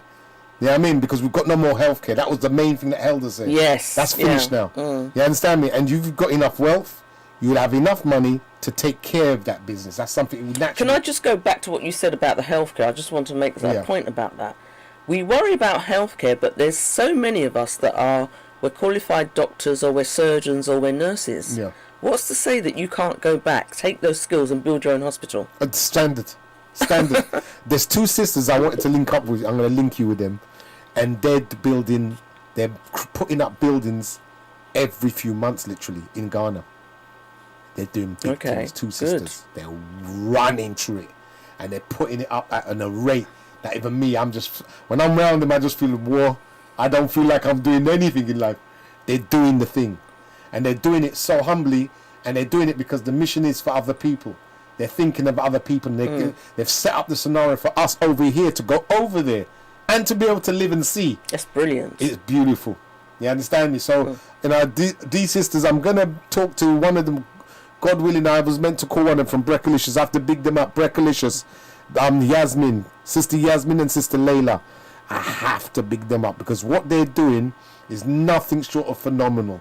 It's phenomenal, and it's really good. It's just like what Khadijah's doing, and that's why I'm going to talk to women more, because I see our women are really standing up, because us as men have been a bit deficient in certain maneuvers. But on that note, I'm going to leave you with Khadijah for a minute, because Khadijah can run off all the things that you do, all your addresses, where they're going to catch you. Could you tell it to them, please? Yes, I'll do that. David's outside. Let me see that. Okay, so first of all, I mean, if anybody, some of my websites are down at the moment because I'm doing some reorganisation with them. But if you want to get Black Sterling or Dark Gold Wash, you can get that on Amazon at the moment. Excuse me, you can get them either hard copy paperback, or you can get it on the Kindle. So at the moment they're on thing. If you wanted to get my clothing, so Jeans of Greatness clothing, there's lots of different tops and things, and it's about bold statements, so it's about you. So, you know, the power of melanin, Jeans of Greatness, all of those things you'll see if you go to jeansofgreatness.uk. You can have a look at my clothing line there, and I say, you know, forget about the tick. Let's look at, you know, our own brand. So have a look at my brand, jeansofgreatness.uk, if you want some nice hoodies or vests or thing for all of the family. My book Dark Word Boss at the moment, I've run out of print of that at the moment. But if you do want to order it, if you want to order, you can just you can message me. So you can catch me on WhatsApp. I don't mind giving out my number. It's 07913 363051, and I'll repeat that. It's 07913 363051, and that's on WhatsApp. You can get me if you wanted to order a copy of Dark Word Boss, because I'm out of print with that at the moment. And also you can catch me on WhatsApp if you want to make some inquiries about my tours to Sierra Leone. So the next tour I'll be doing will be next year. Late next year, so next year, probably December. So I mean, I'm going myself this year, but if the tours will next year, December, so that's so that you can pay a deposit and you can pay off, you know, monthly if you wanted to. So as I said, the tours to Sierra Leone, absolutely fabulous. You'd be able to, we'll take you across the country. You're able to meet business people that can help you, people that, you know, in prominent positions that can help you start up business if you were thinking of relocating to Sierra Leone. And also in Sierra Leone, I also do the tours where if you find out that you're Sierra Leonean, so it's like the DNA testing tours. So if you've had a DNA test and then you find out that you have DNA Sierra Leone heritage, you can get citizenship, and they give you a passport. So we also do tours for that as well. So I think that's it. That's really. What about? Do you know what we never quickly hit on was Unite Black Cash. So Unite Black Cash, again, that is down at the moment. So Unite Black Cash, I'm trying to get an app made at the moment. Yeah, you did it was on, no, I haven't done it yet. Okay. So it was on as a website. So Unite Black Cash, it's the same concept as Fiverr. If people heard, it's a black Fiverr, basically. Yeah. So I've taken their thing and I've turned it into something black. Yeah, so let me shout this one out. Anybody with any tech anything technical that can help this young lady build the app, because it's for all of us, please give her a shout, give us a call, or give Bless FM a shout or a call. Please, it will be beautiful, because we do need some brothers or sisters that's technically minded with this situation for building the app, because we do need more help. Yeah, we need more participation, because the vision, as you can hear, this vision is quite big, and it's one person doing this, so we need help. And Unite Black Cash, what it is, it's that you can, any skill that you have that can be delivered online. So say if you've done, I don't know, audio, voiceovers, anything like that, it's all done online. So it's all done like through the app. And so it's buying and selling, you know, our technical skills. That's what it is. And it's putting money in our community. So it's group economics, basically. And this is the vision of Marcus Garvey. So, yes. you know, she's basically like a female Marcus Garvey. Like, he came out, bought the boats in Southampton, and black people just didn't know what day it was. Well, I said I've taken the baton from Marcus Garvey. That's what I always say. I've taken the baton from Marcus Garvey to relive his vision. Yes. I'm telling you. Yeah, and right now we got to take this on board, because this is almost like a deal. You ain't going to get this deal for long. And when the deal is gone and the advertising is stopped, that means the boat has gone. So, everybody listening, we've had Khadijah Ward on here, blessing us with her wisdom and knowledge, sharing the jewels. You know, what advice would you give for the young entrepreneurs coming up? Well, if we do have young entrepreneurs, that's absolutely wonderful, because what we do need the youngsters to be able to see that vision and to believe in themselves, that they can do something for themselves. So my advice is just like to stick with it, to stick with the belief in what you're doing, believe in yourself, believe in your skills, believe in what you can do, believe in who you are as an African. Believe in yourself, and just carry on with that entrepreneurship, because we need it. Yes, we need it. And this is for Brother Dave right here, because he's one of the young. He's the young ones. When my time done, as it's nearly done, he might take over. You understand me? Because he's the new blood coming in. So, at this point, Dave, I'm gonna give you just sit on this seat here. You can sit with Khadijah, let you spar with her. Yeah, flex. Yeah, and I got water there, thanks. But what I was going to say to Dave's going to sit in my seat for a second, because I asked him, I don't know, did you find out about some entrepreneurs, the young entrepreneurs? I wanted to shout some of them out. I can shout out the ones, the ones that are doing, because Khadijah knows some of them. Yeah. You'll have talking points like the ones that for the young men, what's they call them? Manhood Academy. Yeah, because you're doing work with them as well. Shout out all the ones that are already doing what they're doing, right? The established ones. And shout out all the youngsters coming up. They could be selling popsicle from the back of a thing. Yow them out. You understand me? Because I want them all to feel it. Anybody that decides is brave enough to invest money in a product that they haven't got no money back from it yet, but with the faith and belief they're going to be able to sell it, to get back money, good on you. Economic empowerment, there's nothing wrong with that. You understand me? And this is what it's about, because we're here to help people see that nothing's impossible.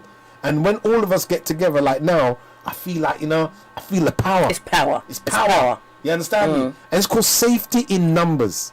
Yeah? When we're around our people and we're all thinking that same thought, that means we can make anything occur. And this is, something to remember. So on that note, I'm going to let brother take to the seat now. And run to discussion panel. Do you anything you want to play? Is there anything you need to play on there? To be fair, I did want to play one thing. Thank you. Not some music, but a little word sound. Yeah, that's alright. We're here for that.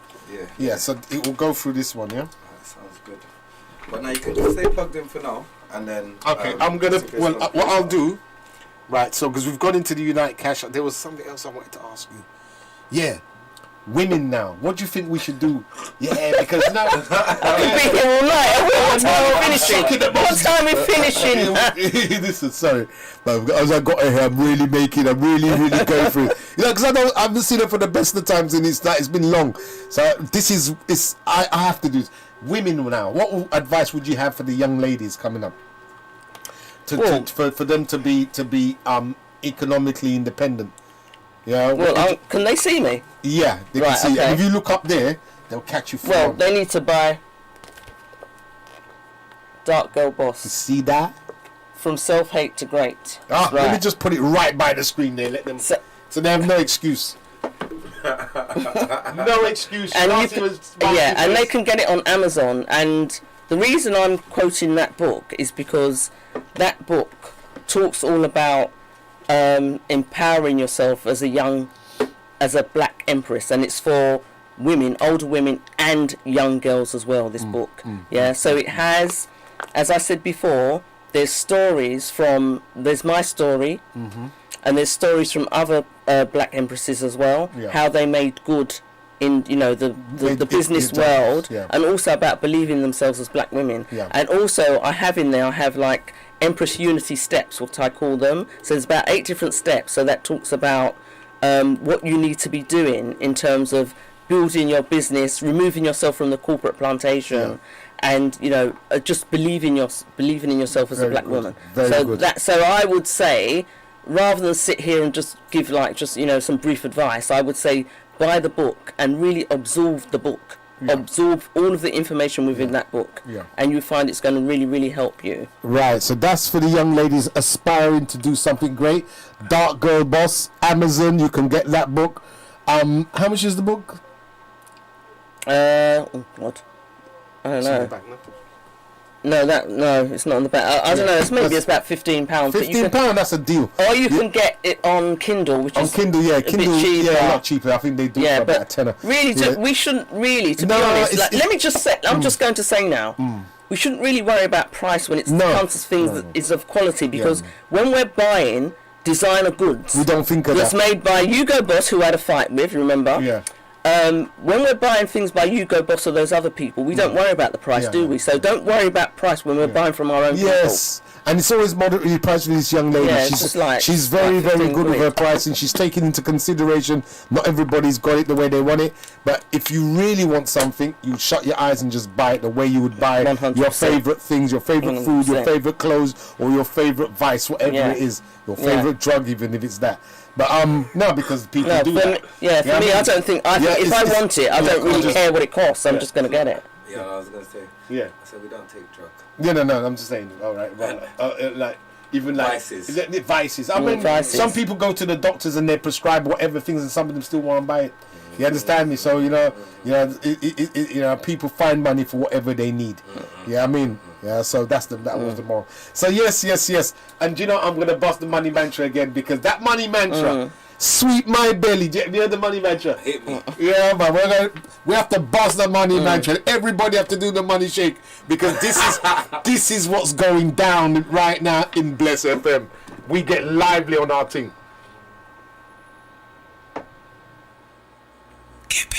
I'm not gonna stay much too long with that. Okay. Because I'll have to walk. Your time has been greatly valued, trust me. Thank you. Don't hear my man say you need a show.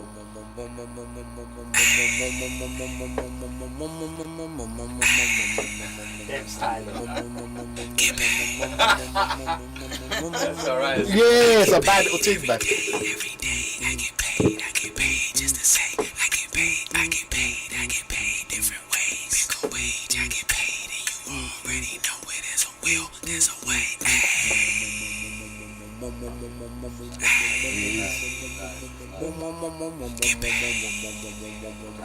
Yeah, my people, radio, Bless Radio 1, we tell you, we come with knowledge, wisdom, understanding.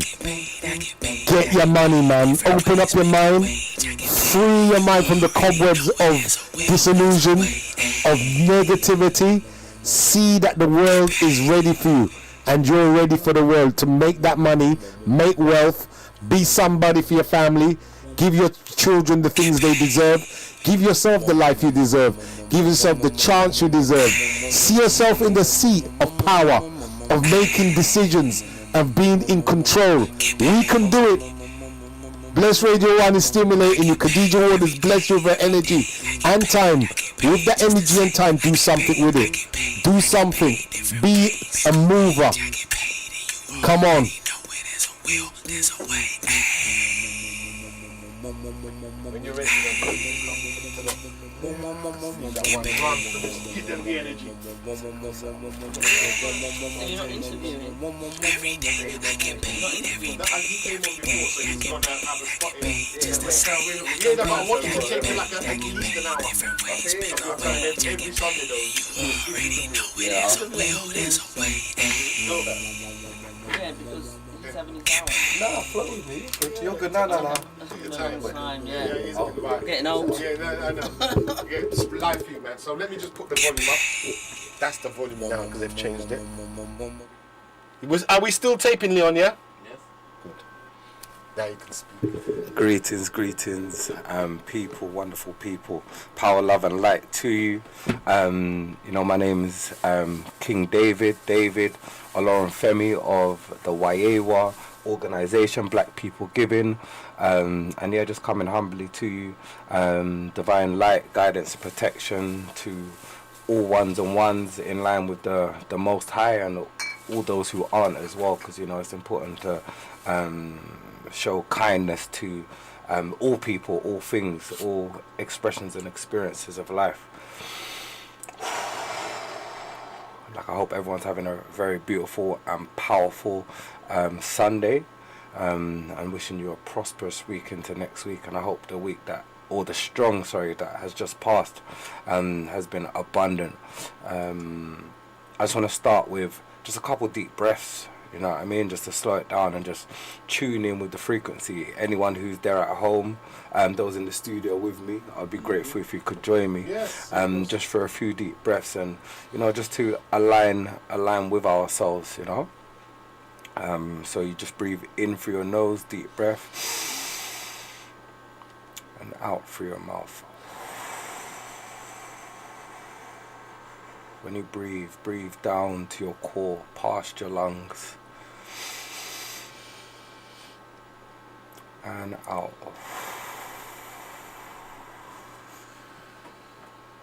Breathe in and out. Just a few more. Breathe in and breathe out. And one more. Breathe in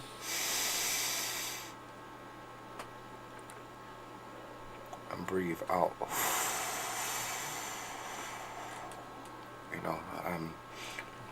Some of these breathing techniques are really, really important for, aligning yourself. And this is some of the stuff that, we do at BPG, at Wayewa, as well as, Speak right into the microphone. This is some of the works that we do at BPG. We've got some of our sessions online at the moment, and we used to do some physical sessions pre-COVID, but we're about to start activating again with some physical sessions just to align the self, meditation, Tai Chi, yoga, these types of things. But there are a lot of other places and a lot of people doing this type of work. So please, and I'll be sharing some of these other organizations as the show goes on, but please just get in tune with yourself.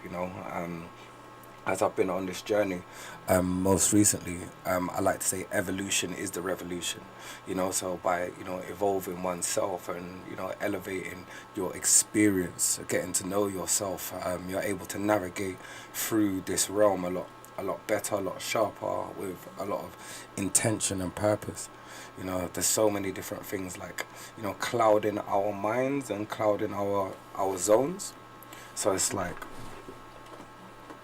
the closer you can get in tune with yourself, the better, you can navigate through the different things that sometimes do not serve you, sometimes they do.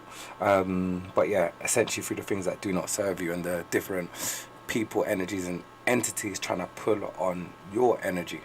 Like, I want to start today actually with a quote, a quote from some philosophy that I've been studying recently, which is like Taoism or Taoism. Some would call it. Are you aware or have heard around like Taoism? May I ask you, sister? Taoism? Yeah, Taoism. Taoism. Okay, I'm gonna just share the quote, and maybe we can discuss it for a little. Talking to the man. Oh, okay. So I'm going to share the quote, and maybe we can just discuss it for a little bit. Because I believe that us as Black and African people, we can draw upon like different philosophy and different understandings to support us on our journey. A lot of our scriptures and history has been erased. Even though there is a lot of things in and around that we can find, often it is difficult. So yeah, I feel like we can draw upon different philosophies to empower us and push us forward, and this is one that I personally tap into. So I'm just going to read a little extract from it, because I believe that it's very, very purposeful. So if you just give me a moment.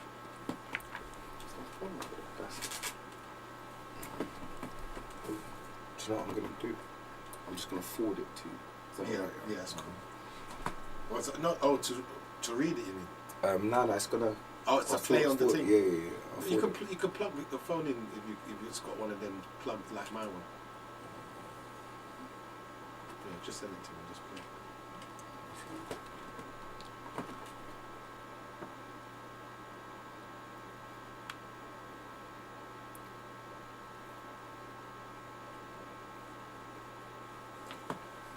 play. Yeah. So hold on one sec. You want to play it now, yeah? Mm-hmm. You sent it to me, yeah?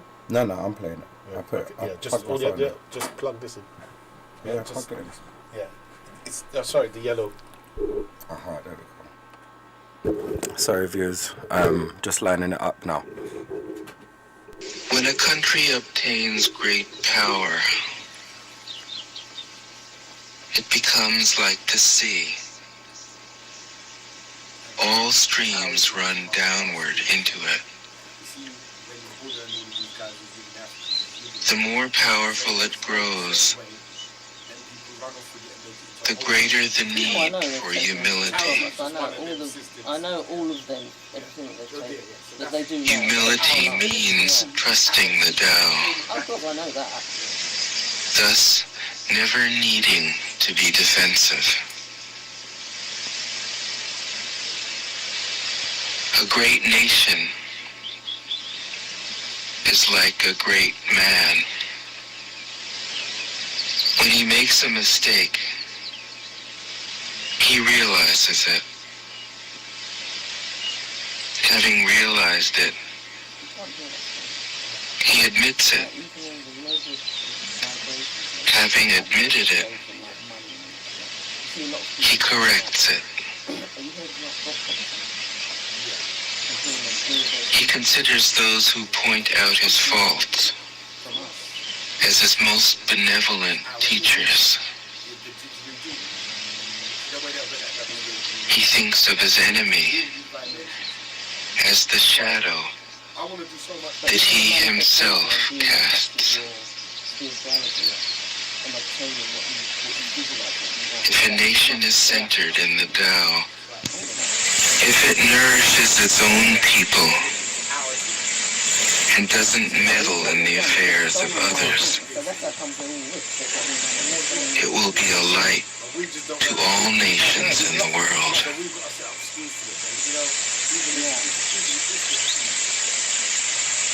62. Yes, family. Give thanks. I hope you enjoyed that word sound. So yeah, please check out the Tao Te Ching. It is online on YouTube. If you like that extract, a few things that it touched upon. It first talked about if a country has great power, so a country can be reflective of a person, a family, a collective of people, or more, or simply just an individual. And it talked about when a country has great power, all streams, it's much like the water, all streams flow to it. And the way I like to see that is as we as individuals become more empowered, become more illuminated, become more elevated, whether it's financial power, whether it's physical power, whether it's internal power, frequency, energetic power, energetic power, things will naturally flow to you. People will naturally flow to you. Opportunities will naturally flow to you. As I said, with that great power, one should be even more humble. So as more power comes forward, the greater your humility is, the greater your ability to navigate and allow more and more streams to flow to you. So I thought that was an amazing quote. Additionally, it talks about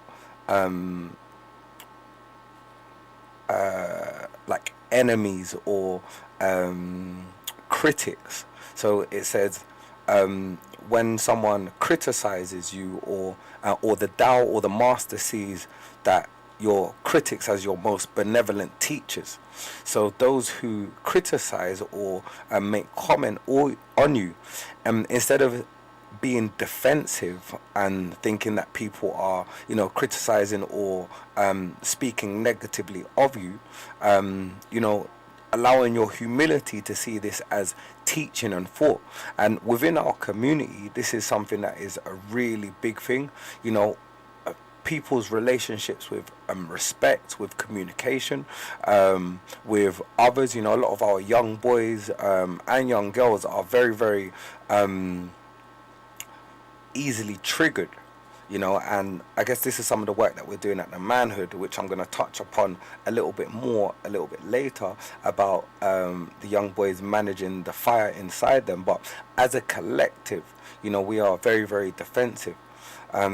So trusting the Tao in which it calls it, like there's many other names for the divine energy and the divine frequency. We almost reflect Wayewa in line with the divine frequency, divine energy.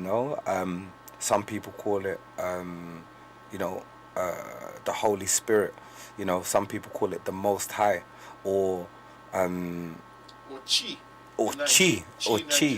or even the Ashe, or the Chi, absolutely, and the frequency essentially, and so trusting in the alignment of that frequency and trusting in the things that happen in and around you to shape and mold your reality and your perspective means that we are not defensive over the different things that come forward. These things don't anger us. We able to use each and every situation and scenario for us to navigate. So teaching this within our families, within our homes, will allow us to be less reactive, more responsive, and less offended, and less kind of trapped in like negative frequencies or negative energies. Additionally, within that quote, and I think this is my favorite and most the bit of this quote that really I wish to embody most is that a nation nourishes itself. A nation that is in line with the Tao and focuses on itself and nourishing itself is a nation that will grow and will be, like I paraphrase now, but aloof from other nations essentially. So it's like when we focus on others, when we focus on like Babylon and the other people that, essentially seek to destroy us, we are meddling in the affairs of other nations, where if we simply just focused on the affairs within our own nation, so that's within ourselves, within our family, within our homes, and within our wider community, then this nation will be a light unto the world. So let us build our nation and be a light unto the world, and focusing in that direction. So yeah, that's the quote from the Tao, or the Tao Te Ching. Any thoughts? Any thoughts? I think we was talking about the same. It was the same thing we was talking about just before you come, about like not focusing on what these guys are doing, and focusing more upon what we can do, and being independent of the system, which is basically in a nutshell what you're saying, and not letting the external energy influence the internal energy, which is delicious. Yeah. Now delicious. And I mean also about vibrations and understanding our spirituality is something that we have lost. You know, so it's and those people, like you say, they're doing that now. They're using that, and we don't have that. So we need to kind of reconnect with our spirituality to understand the power within ourselves to manifest what we need, what we really need. Like you say, opportunities and things like that can come to you. So it's getting back into that type of spirituality. That's what we need, and that sometimes requires teachings. We need to be taught how to do that again. Reintroduce that is the rule, because we already know it, but we just forgotten. Yes. And the thing is, I wanted to like touch upon religion. That's actually the next thing I wanted to touch upon, and just to type exactly back into what you said, is that a lot of our ideology has come from a lot of these Abrahamic faiths, you know, Christianity, Islam, and various different texts that has put different fears and spins and programs in our mind and made us very, I believe, very, very fearful and trepid to walk forward, you know, and living our life in a fear and almost saying that our experiences, like if we are not doing this, we are going to be smited or we are going to end up in hell. And I just don't think that like philosophy or actual religion or the Most High God is like that.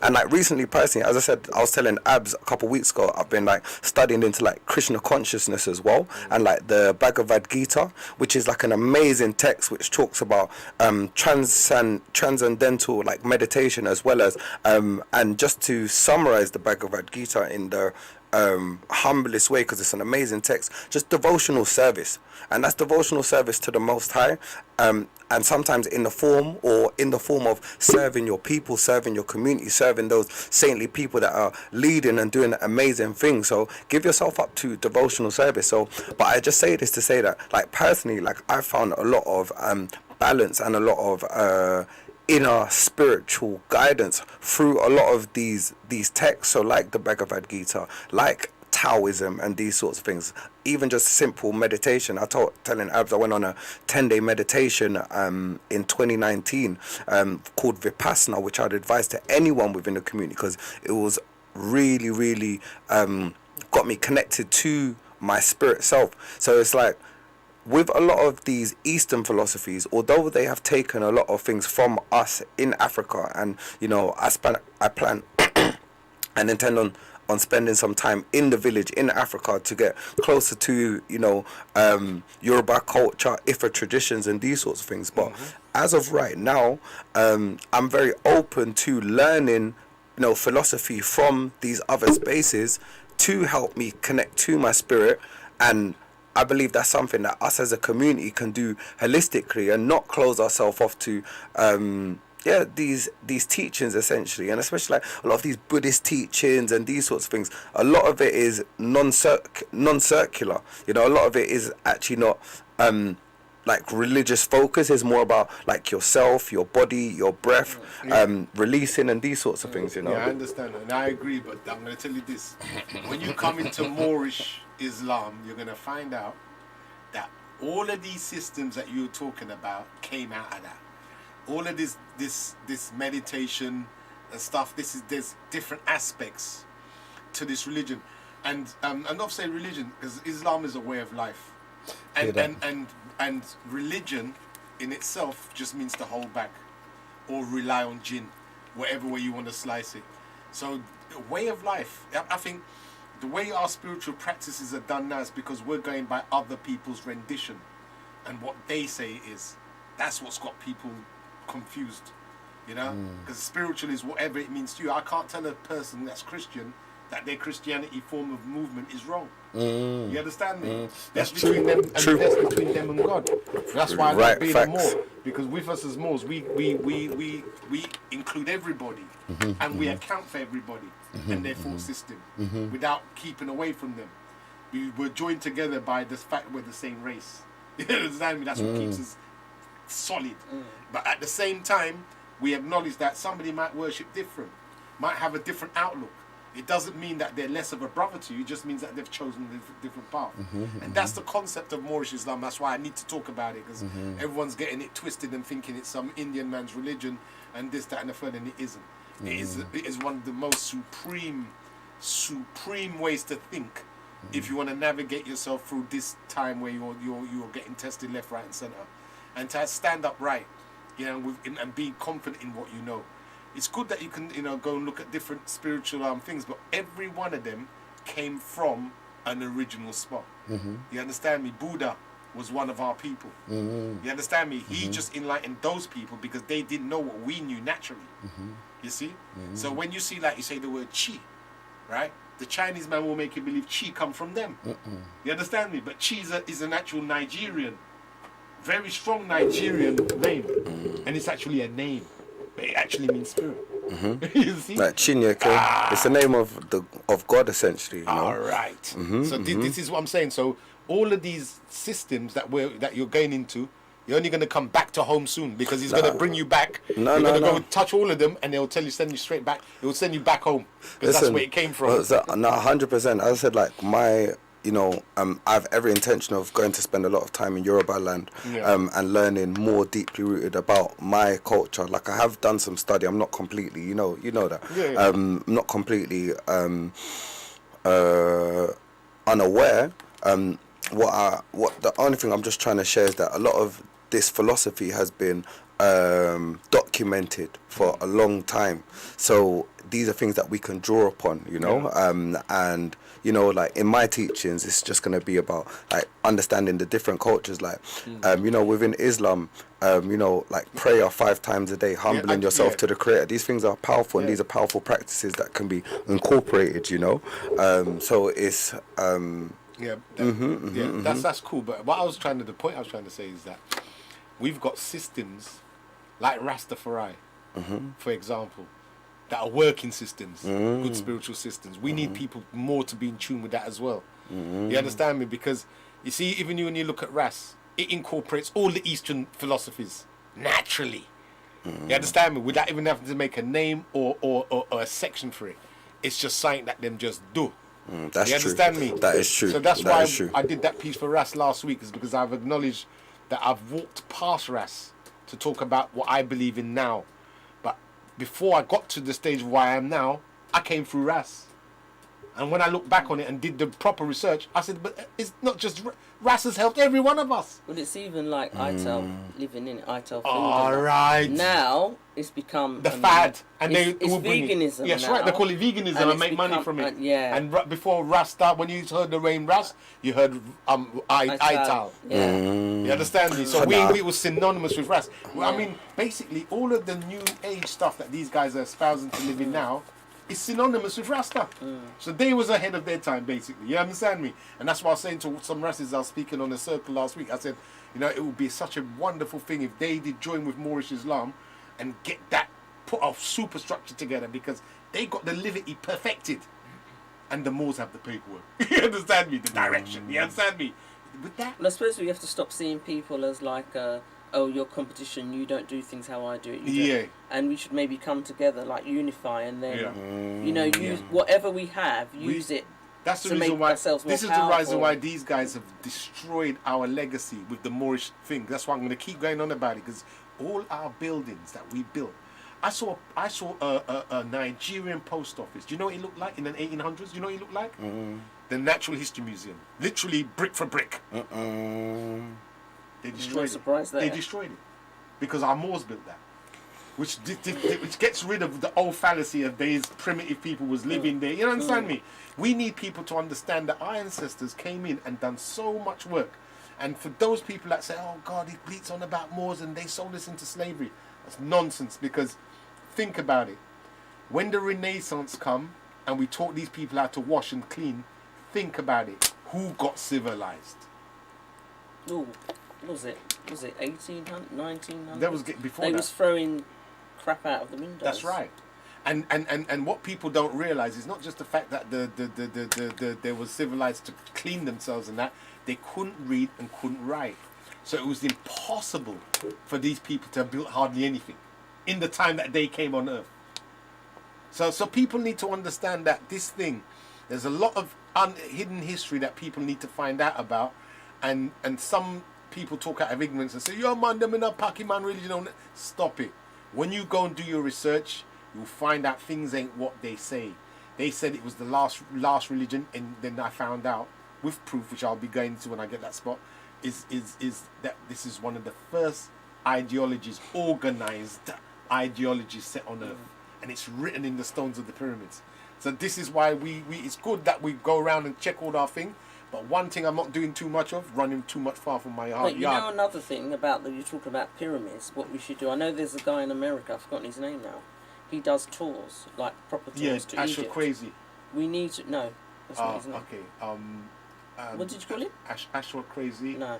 Ivan Van Serten, not Ivan Van Serten. If you say the name, Anthony Browder. No. You know Browder though. I've forgotten his name. I'll have okay. to text you the name. But what my point is that if we learn to read what it says, then we know our history. We can't read it. Well, like the hieroglyphs, you mean? Yeah. Yeah, I can read it a little bit. We can't read it, and we rely upon them when we go on the tours. I don't really know what they say. No, I'm saying, but normally if you go on a tour, it's like an Arab taking your nonsense. And he's racist as well. If we can read it, if you can read it yourself. Yeah. They are telling you your history is there, and it's in stone. So and there's books to do it. When I had a place, a shop teaching African culture, and I had a girl that was doing hieroglyphs, and she was actually going to write. I was going to get her to write Bismillah ar-Rahman ar-Rahim in the hieroglyphs, because I knew that's what my ancestors did. Then little did I know that the Wolof tribe, you know, from Senegal near there, the man come and go in a pyramid and he show you Allah's name in the thing, because this is Allah's name. And he's showing you how we used to worship. He goes, "Oh, this is just another part of Islam, because Islam's way of life." See, people take the name and make it mean whatever it means. So we've been brainwashed to believe that these Muslims with the long beards and banging their heads and doing all, that's the way of life or the Sunnah. That's not it. That's their rendition. Just like you see the white Christian man skinning the people left, right, and centre, doing his Christianity, and the black Christian man doing the same thing. And they think that's the way. No, that's not. They're taking the thing and misappropriating it. Even with the Judaism, they're taking the money thing and misappropriating it, because they're making it bad for Jews. A lot of people think all Jewish people grab money and make interest on money, which is not true. Not true. Because all the original... Well, that was us, wasn't it? Black Jews. Yeah. And black Jews, written Arabic, spoke Arabic. And their God's name was Allah. They got to work hard and educate me how that was. You see, and it was showing you that it's always been the same thing. But people take the interpretation of that one same thing and make it mean something else. You understand me? Like, we say Ital was Ital, and with them it's what they call it holistic living, and you know the food, they give it all these different names. But it's the same one thing we had. Yeah, but if we and our young people learn the hieroglyphics, we go back and we read what it says on stone. Yeah, and there's no mistaking. No mistaking. And there is now, we can buy the books that tell you what the glyphs mean. So you can actually break it down for yourself. I think go in there and reading it is better. Because the thing is, you don't who are these books written by. You have to be careful who they're written by. You don't know what they're saying. Yeah. Because still they're trying to change a lot. Still they're trying to. They are. I mean, everything they put their hand on, they've deliberately obfuscated. So you do have to do that extra due diligence research.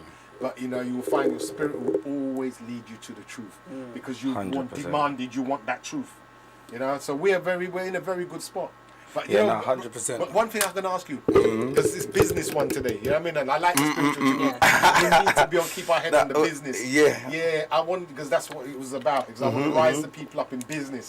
But that is connected. You connecting it in some way. Yeah. Okay, he's going to bring it back. Yeah, 100%. 100%. Yeah, and I'm going to leave shortly. Okay. I'm telling all your viewers I'm leaving, but you can't go off air. It's like we can't go off air here at all. No, we're just flowing with the energy, so we give thanks. We're talking and we haven't even put this up, because they're hearing us talking, they don't even hear what we're saying. What? Jesus Christ, we was talking that wasn't up. Sit down, man. So we will have to rewind that. So what was on there? So what was they hearing? There was probably that was up. Oh my good God. Doesn't matter. So what did they hear? Nothing. Probably all gone.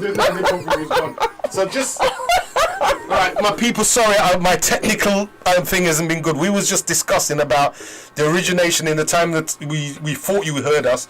We was just talking about spirituality, how it connects to spiritual systems, and how it's relevant for us getting the right mindset to become warriors on the financial market. And learning hieroglyphics so that we understand where our ancestors came Tell from. them about the hieroglyphs things. That was a bit Yeah. they did need to understand. Yeah. Why it's important to learn things for yourself. And we're talking about different cultures, and also that, you know, us as black and African people can draw upon different things for our spiritual growth, our elevation, our evolution, and the more you can kind of navigate, like, and elevate yourself, learn more about yourself internally, more about, and allow more of your spirit self to come forward, the easier it is to kind of navigate in this realm. And there's many different ways in which you can do that. Essentially is what we were talking about. So yeah, to be fair, you know, you can tap into some of our BPG sessions online. You can check us out on Instagram, that's at BPGYAWA, or www.blackpeoplegiving.com. There we have like yoga, meditation sessions, and these sorts of things that you can actually tap into. These are some traditions that you can use to tap into your spirit and elevate yourself, you know, as well as just have a bit more peace of mind. There's also a yoga session in Wood Green.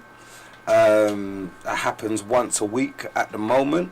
To follow me online, the number 3 Spirit 33, or follow Liberty Healthcare. You'll be able to get details on that yoga session that happens. You know, connect to yourself, self-love, nurturing yourself, and these are all things in line with like the revolution. And the more you can kind of balance yourself, you know, just I guess just give a little bit of an insight into like myself at the moment. Like, I've been really like relaxing recently, and not putting too much pressure on myself to navigate through this realm. Like, there's been lots of things going on, you know, over the last 10 months. Lots of different things that have challenged me, and you know, I think sometimes the man inside me just wants to like grind through things and like, yeah, let's get it done. But the more and more I go on my journey, I'm just realizing, you know, relaxing, calmness, and not putting too much pressure on any individual or situation. It can, you know, really support and navigate you, you know, as well as like in this space, like, you know, nurturing oneself, do you know what I mean, and connecting to yourself essentially. So I say that to say, you know, like in life we need balance. You know, often like you might be working hard, working a lot, but you're not necessarily taking care of yourself. You're not necessarily nurturing yourself. You're not necessarily evolving. And even the things that you are spending your time doing, they're not necessarily things in line with your purpose. And it's funny because this is a segment in and around business, but I was listening to a small like passage on Instagram just before I came into the studio today, and I think it was like a pastor or something along those lines, and he said people talk about like what the most valuable thing is, and like many people say money, and then what he said to the person was, if I gave you £1 million today, but you have to die tomorrow, would you take it? They say no. Okay, so what's more important? Time. And then he's like, all right, cool. If I was to give you £1 million, if I was to give you £1 million now, and but you have to be sick for the rest of your life, would you take that £1 million? Okay, no. So health is more important than money. And then he said, all right, if I give you £1 million now, but your mama would have to die, would you take it? No. So family and relationships is more important. And he said something along the lines like, so don't like chase money, seek fulfillment. And if you can fulfill yourself on the inside, then naturally, you know, money and other opportunities will come externally. And that was a beautiful shift to my paradigm, because, you know, I'm someone who's, you know, very business focused, money orientated, and yeah, like want to succeed financially. That's a priority of mine. But the more I've been relaxing into life in general, and trying to seek more balance. So, you know, spending time with friends, you know, building relations in and around me, spending time on self-care, self-love. The more I'm seeing balance within my life, the clearer I'm seeing the opportunities that are for me and the directions that I want to go in.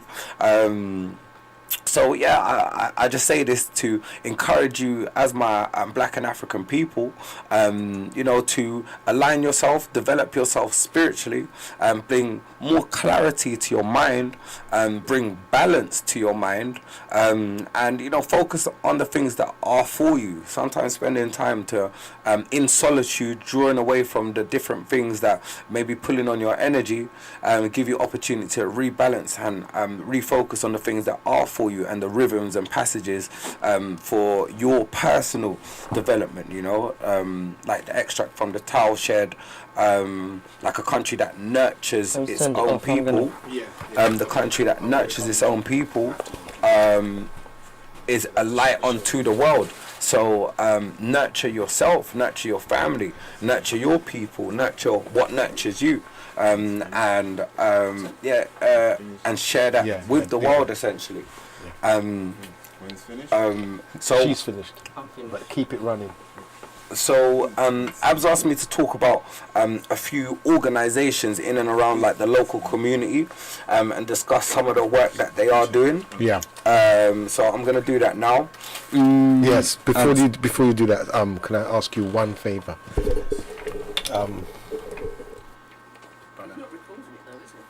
Is he recording it? Yes. He's recording, yeah? Yes. Yeah.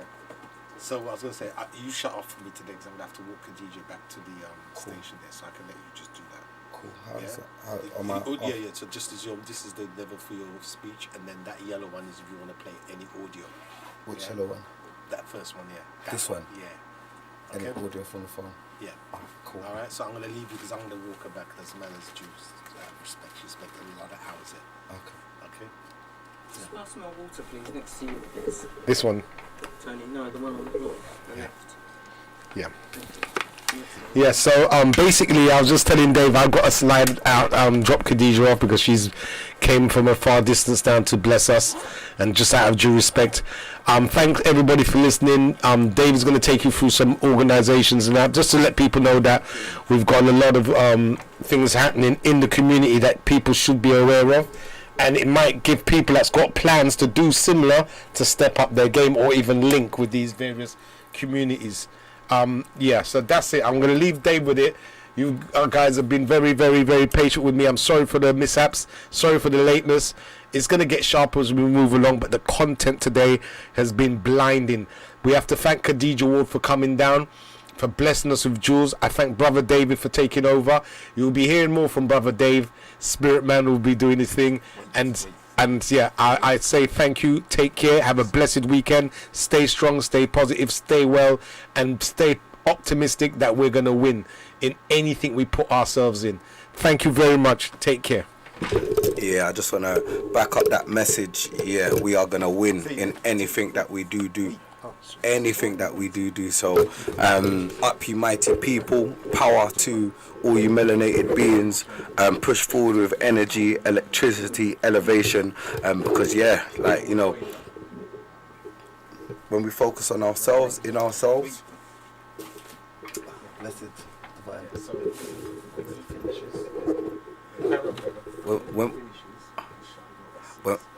when we focus on ourselves and in ourselves, then we can really, really succeed. So I'm going to touch upon a few organizations in that light. So yeah, let's touch upon let's focus on ourselves and build ourselves by supporting these organizations, nurturing these organizations, and yeah, building them up essentially. Like, these organizations do need your support. You know, we are going to be doing some fundraising, some community fundraising. The Wayo Foundation is going to be fundraising across board, you know, trying to build up some funds for our community, for the workshops that we are doing for the next generation, the youth.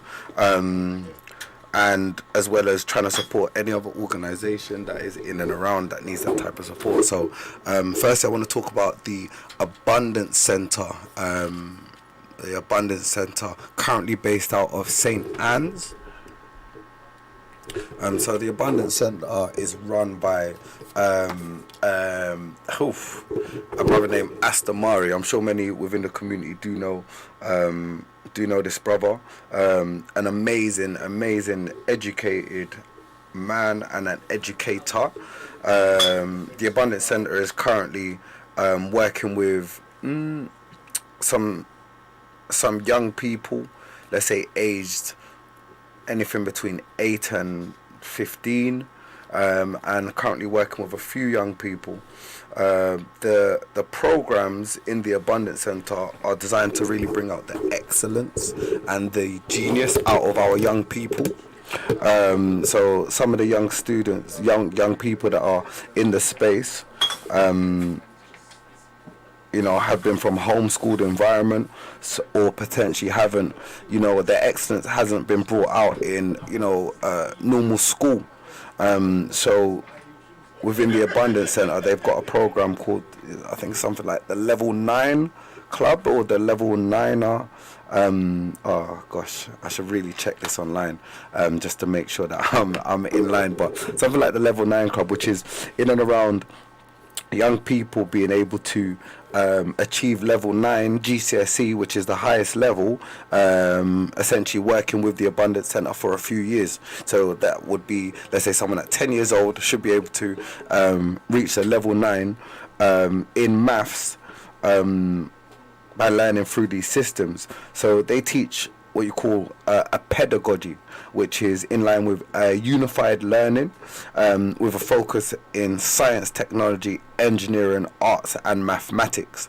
And yeah, some of the, I'm currently studying with the Abundance Centre, studying their pedagogy, and learning about the unified learning and the unified approach to learning. Listen, they're doing some amazing work, so support where you can. The main support you can do as of right now, because I'm currently volunteering with the organisation, so if people wanted to volunteer, that would be great as well. Currently based out of the Chestnut Centre, and if you want to check them out, you can go to theabundancecentre.org. But yeah, we are looking to build a community science lab in N15, so that's just across the road from the Chestnut Centre. There's some developments going on with an organisation called Catalyst Housing. And so Catalyst Housing are redeveloping the St. Anne's, a part of the St. Anne's Hospital and the St. Anne's area. So of course they have some remits where they have to serve the community. So within that service of the community, our aim is to open a community science lab, where there'll be many different things for ones in the community to use. For example, binoculars, telescopes to see stars and measure stars, different equipment, VR equipment, different experiments that people can do, and for our youth specifically to be able to lead their own mind in science. There's a project that we're working on at the Abundance Centre at the moment, which is to get our hot air balloon to go, I'm not going to say into space, but very, very, very, very high up, and to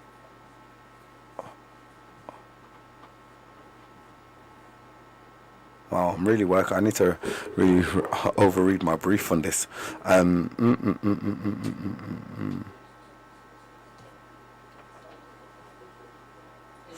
well, essentially, the air balloon is to go up in the air with a load and to capture images from very, very high up in the sky, and to come back down and to be retrieved. And this is currently being worked on by we're talking like 8, 9, 8, well, anything between 8 to 12-year-olds with some support with some work experience, placements and these sorts of things.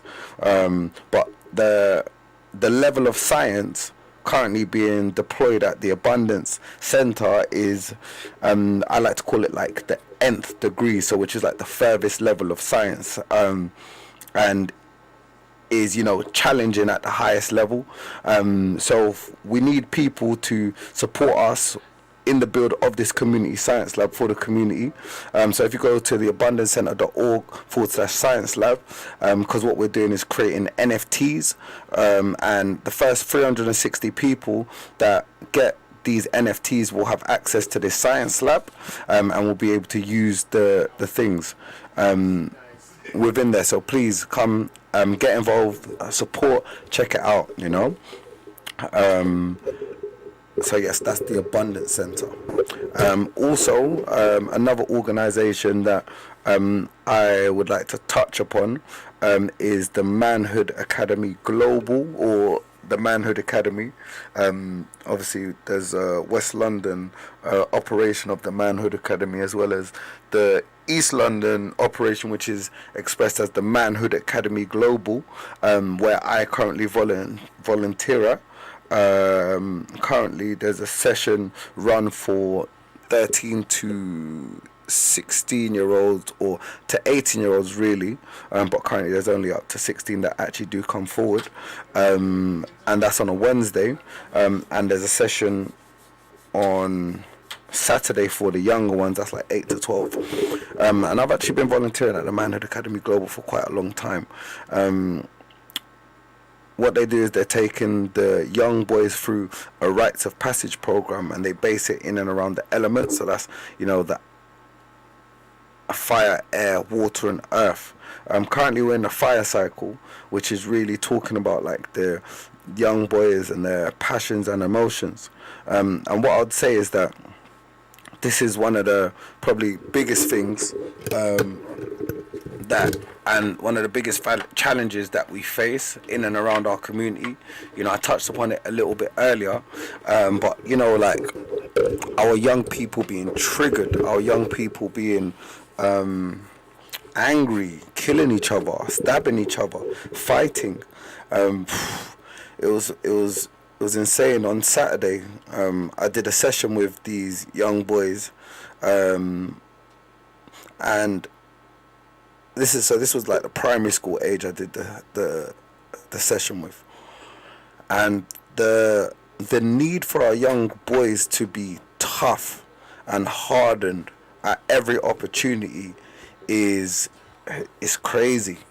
The way these young boys and the way they're speaking is like, yeah, and I punched him, and yeah, and nah, no one can't say anything to me in school because, you know, no, I'll just punch them in the like, it's like, whoa. Like, you know, there was this quote that I once heard, and obviously we're a little bit older, so, you know, I'm going to tap into that quote, and it said that only when a man has a wasp on his testicles, will he know that not every situation is dealt with anger or by force. You know, and our message was to these young boys that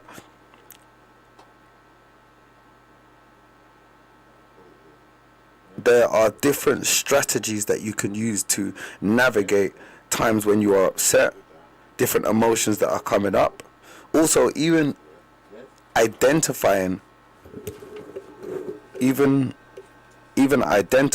the different emotions within yourself, you know, and putting a name to it. Is it anger? Is it shame? Is it embarrassment? Let's look at what it is, and let's name it and shame it. And when you do know what it is, all right, cool, what can we do? Do we take a deep breath beforehand? Do we take a deep breath beforehand? You know, do we maybe go somewhere else? Do we you know, just slow it all down when we're maybe offended by something, and actually understanding why we're offended. So yeah, we were able to, you know, do some meditation with these young boys, as well as show them different techniques in which they can use to navigate their anger, you know, and also making them aware that it's okay to be kind, it's okay to be a nice person, You know, kindness and humility, I personally believe, are better ways to navigate life. You know, obviously, you want to be the warrior in the garden, less the gardener in the war. And that's the message I shared with these young boys. Yes, learn how to defend yourself. Yes, we will teach you how to defend yourself, as we do some activities in that regard. But violence isn't always the answer. So let's be teaching our boys at home that violence isn't always the answer, and there's different ways you can navigate. There's different ways in which you can navigate.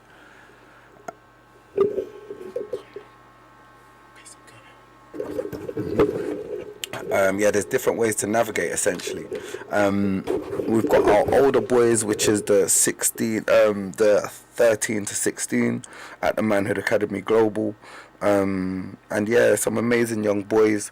We've got I think he's like a 6-time author, one of our young boys. Many of them, one's a up and coming young talented football star.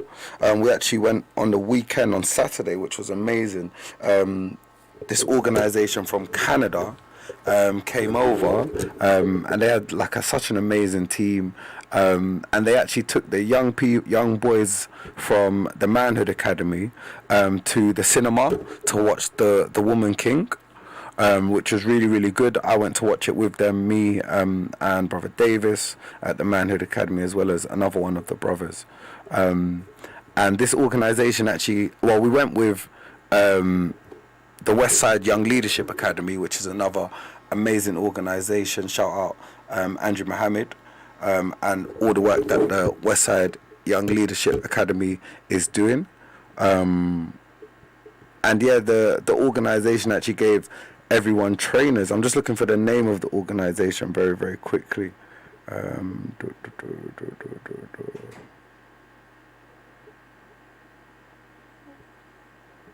not them.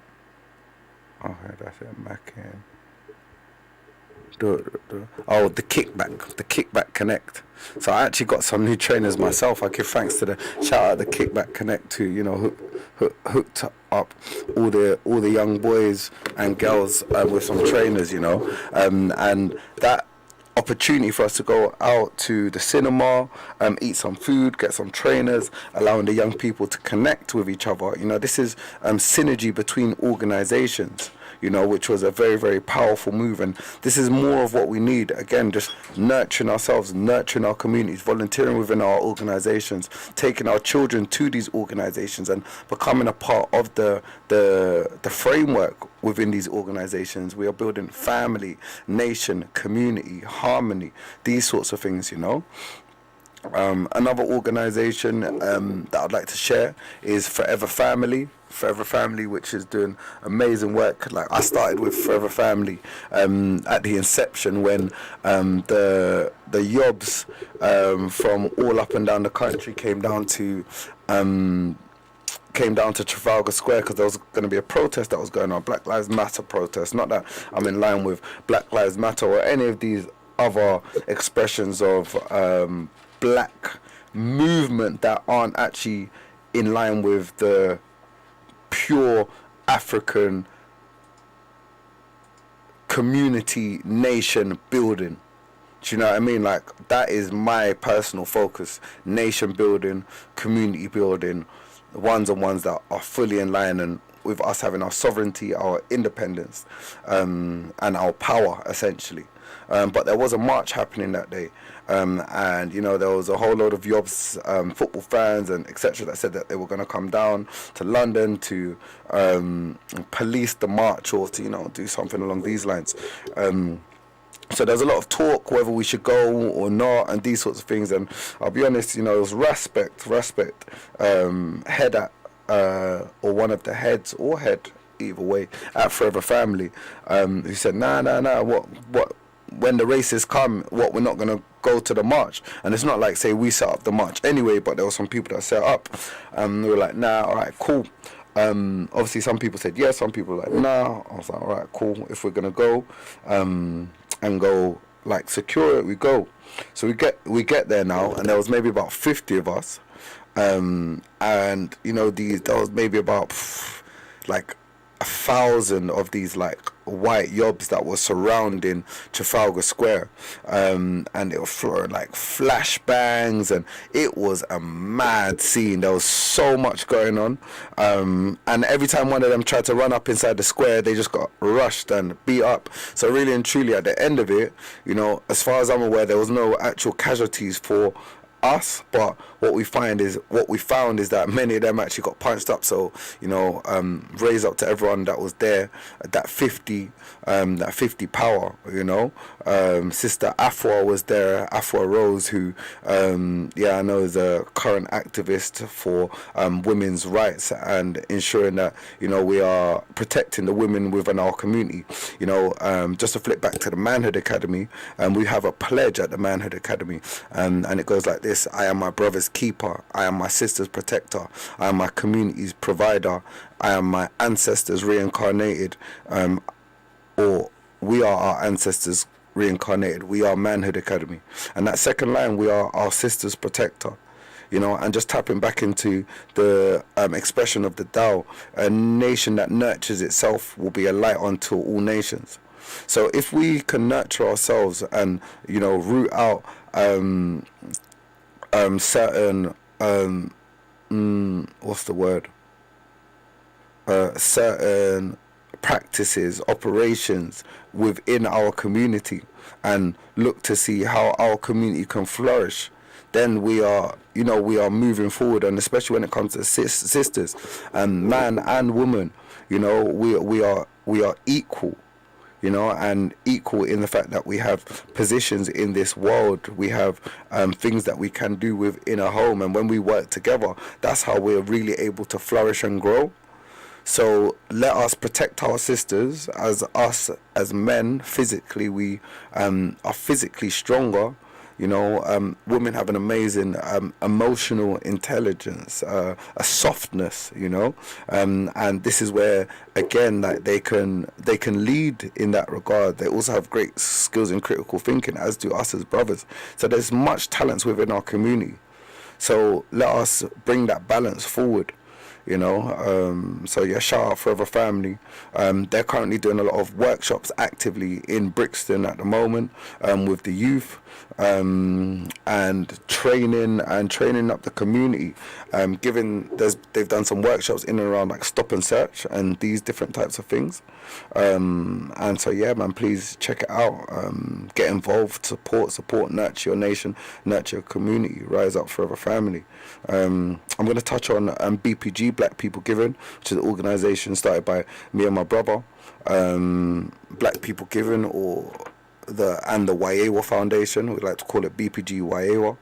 You know, Black People Giving is still active, and we've currently got some sessions online that any of our members can tap into. You know, www.blackpeoplegiving.com, and you can watch yoga sessions from home. You can watch Tai Chi sessions from home, these type of things. We are soon to have some physical sessions coming up for our members and our community. Also, we are doing work in Africa. We've got an orphanage that we're supporting in Nigeria, Ijebu Ode, or Ijebu Ode. Yeah, that's better. Sorry, like my Yoruba. I'm still learning. I do lessons once a week at the moment, but yeah, I'm trying. We say Mogbo dear. I'd say I speak a little bit, or I hear a little bit. You know, with Yoruba, it's such a spiritual language. When I say Mogbo, that's not just like I hear, but it's more an experience and a deeper understanding. But yeah, with BPG, you know, we've got sessions online, more to come. You know, we've got our mailing list letting people know all the great things we're doing with the foundation. So we're supporting a school in Gambia at the moment. We've actually got a fundraiser active at the moment. So if you check out our Instagram at BPGYAWA, or our website, get details to the fundraiser and to the school that we're supporting in Gambia. You know, recently we built a library for them, and now we're trying to get a projector and a few other things to support this educational space. You know, we have long-term aspirations of building more educational spaces in Africa. So yeah, just get involved. We're actively looking to start funding some workshops here in the UK for our youth, you know, teaching them about like sales and communication, developing themselves, as well as giving them working opportunities. So again, just tap into us, Black People, www.blackpeoplegiving, and then you can get information on all these things, as well as tap into us at BPG Wayewa. A big shout out to the Mama At Centre with Pepper Kai. That's another organisation that needs support in the community, needs volunteers, helping hands, devotional service for your community, devotional service. Yes, devotional service. Just go and give some devotional service once a week. Once a week, go and give some devotional service for your community. You know, yeah. They've also got a fundraiser at the moment online, the Mama Art Centre. I also want to shout out the Krishna Farai movement, my brother Jaraswati, you know, Krishna consciousness, Rastafari, and bringing the two energies together, connecting to the Most High, doing a lot of healing work at the moment. And they've got a yoga session which they do every Friday at the moment, based in Wood Green. So if you follow Liberty Healthcare, you'll be able to get details and information in and around that. You know, big shout out to Soul Food Pharmacy, based in Leighton. Again, an organisation that would require some devotional service, as well as just a community to support, frequent, and, you know, build it up. And yeah, shout out the Westside Young Leadership Academy. You know, shout out Womanhood Academy, additionally, doing amazing work. So we're coming to the very, very end of my show. You know, these are different organizations for us to nurture as a community. Us at Wayewa, Black People Giving, you know, we're here to you know, nurture the children. You know, our saying is Wayewa for the children of Africa. So may we nurture our children, nurture the homes, our young ones. Let's make sure that we're educating them, putting them forward, putting them first, putting others before ourselves, but also ensuring that we take care of ourselves. You know, I guess today the message is one of self-love. You know, nurturing yourself, and when you nurture yourself, additionally, you know, you're nurturing your nation. So may we nurture ourselves, may we nurture our nations. If you want to check me out on Instagram, it's at the number 3, Spirit 33. So that's 3 Spirit 33. If you want to check out the organization, BPG, or any of these organizations, you've got www.blackpeoplegiving.com. You've got, for the Abundance Center, you've got www.abundancecenter.org. For the Manhood Academy, I think www.Manhood Academy Global, and these sorts of things. So please check us out. Please check out all the movements. Nurture yourselves, nurture the nation. And yeah, this is the end of my piece, but you will definitely be hearing from me moving forward. Love, light, prosperity, happiness to all ones and ones at home. I pray you have a positive, strong, you know, with many opportunities. I also touched on Taoism today. Check out the Tao Te Ching. You know, different philosophies to elevate yourself, elevate your spirit, and free you from this mental and physical playground and trap that Babylon's trying to entrap us in. And liberate your souls, connect to your African people. Enough love, power, protection. Ashe, ashe, ashe, ashe.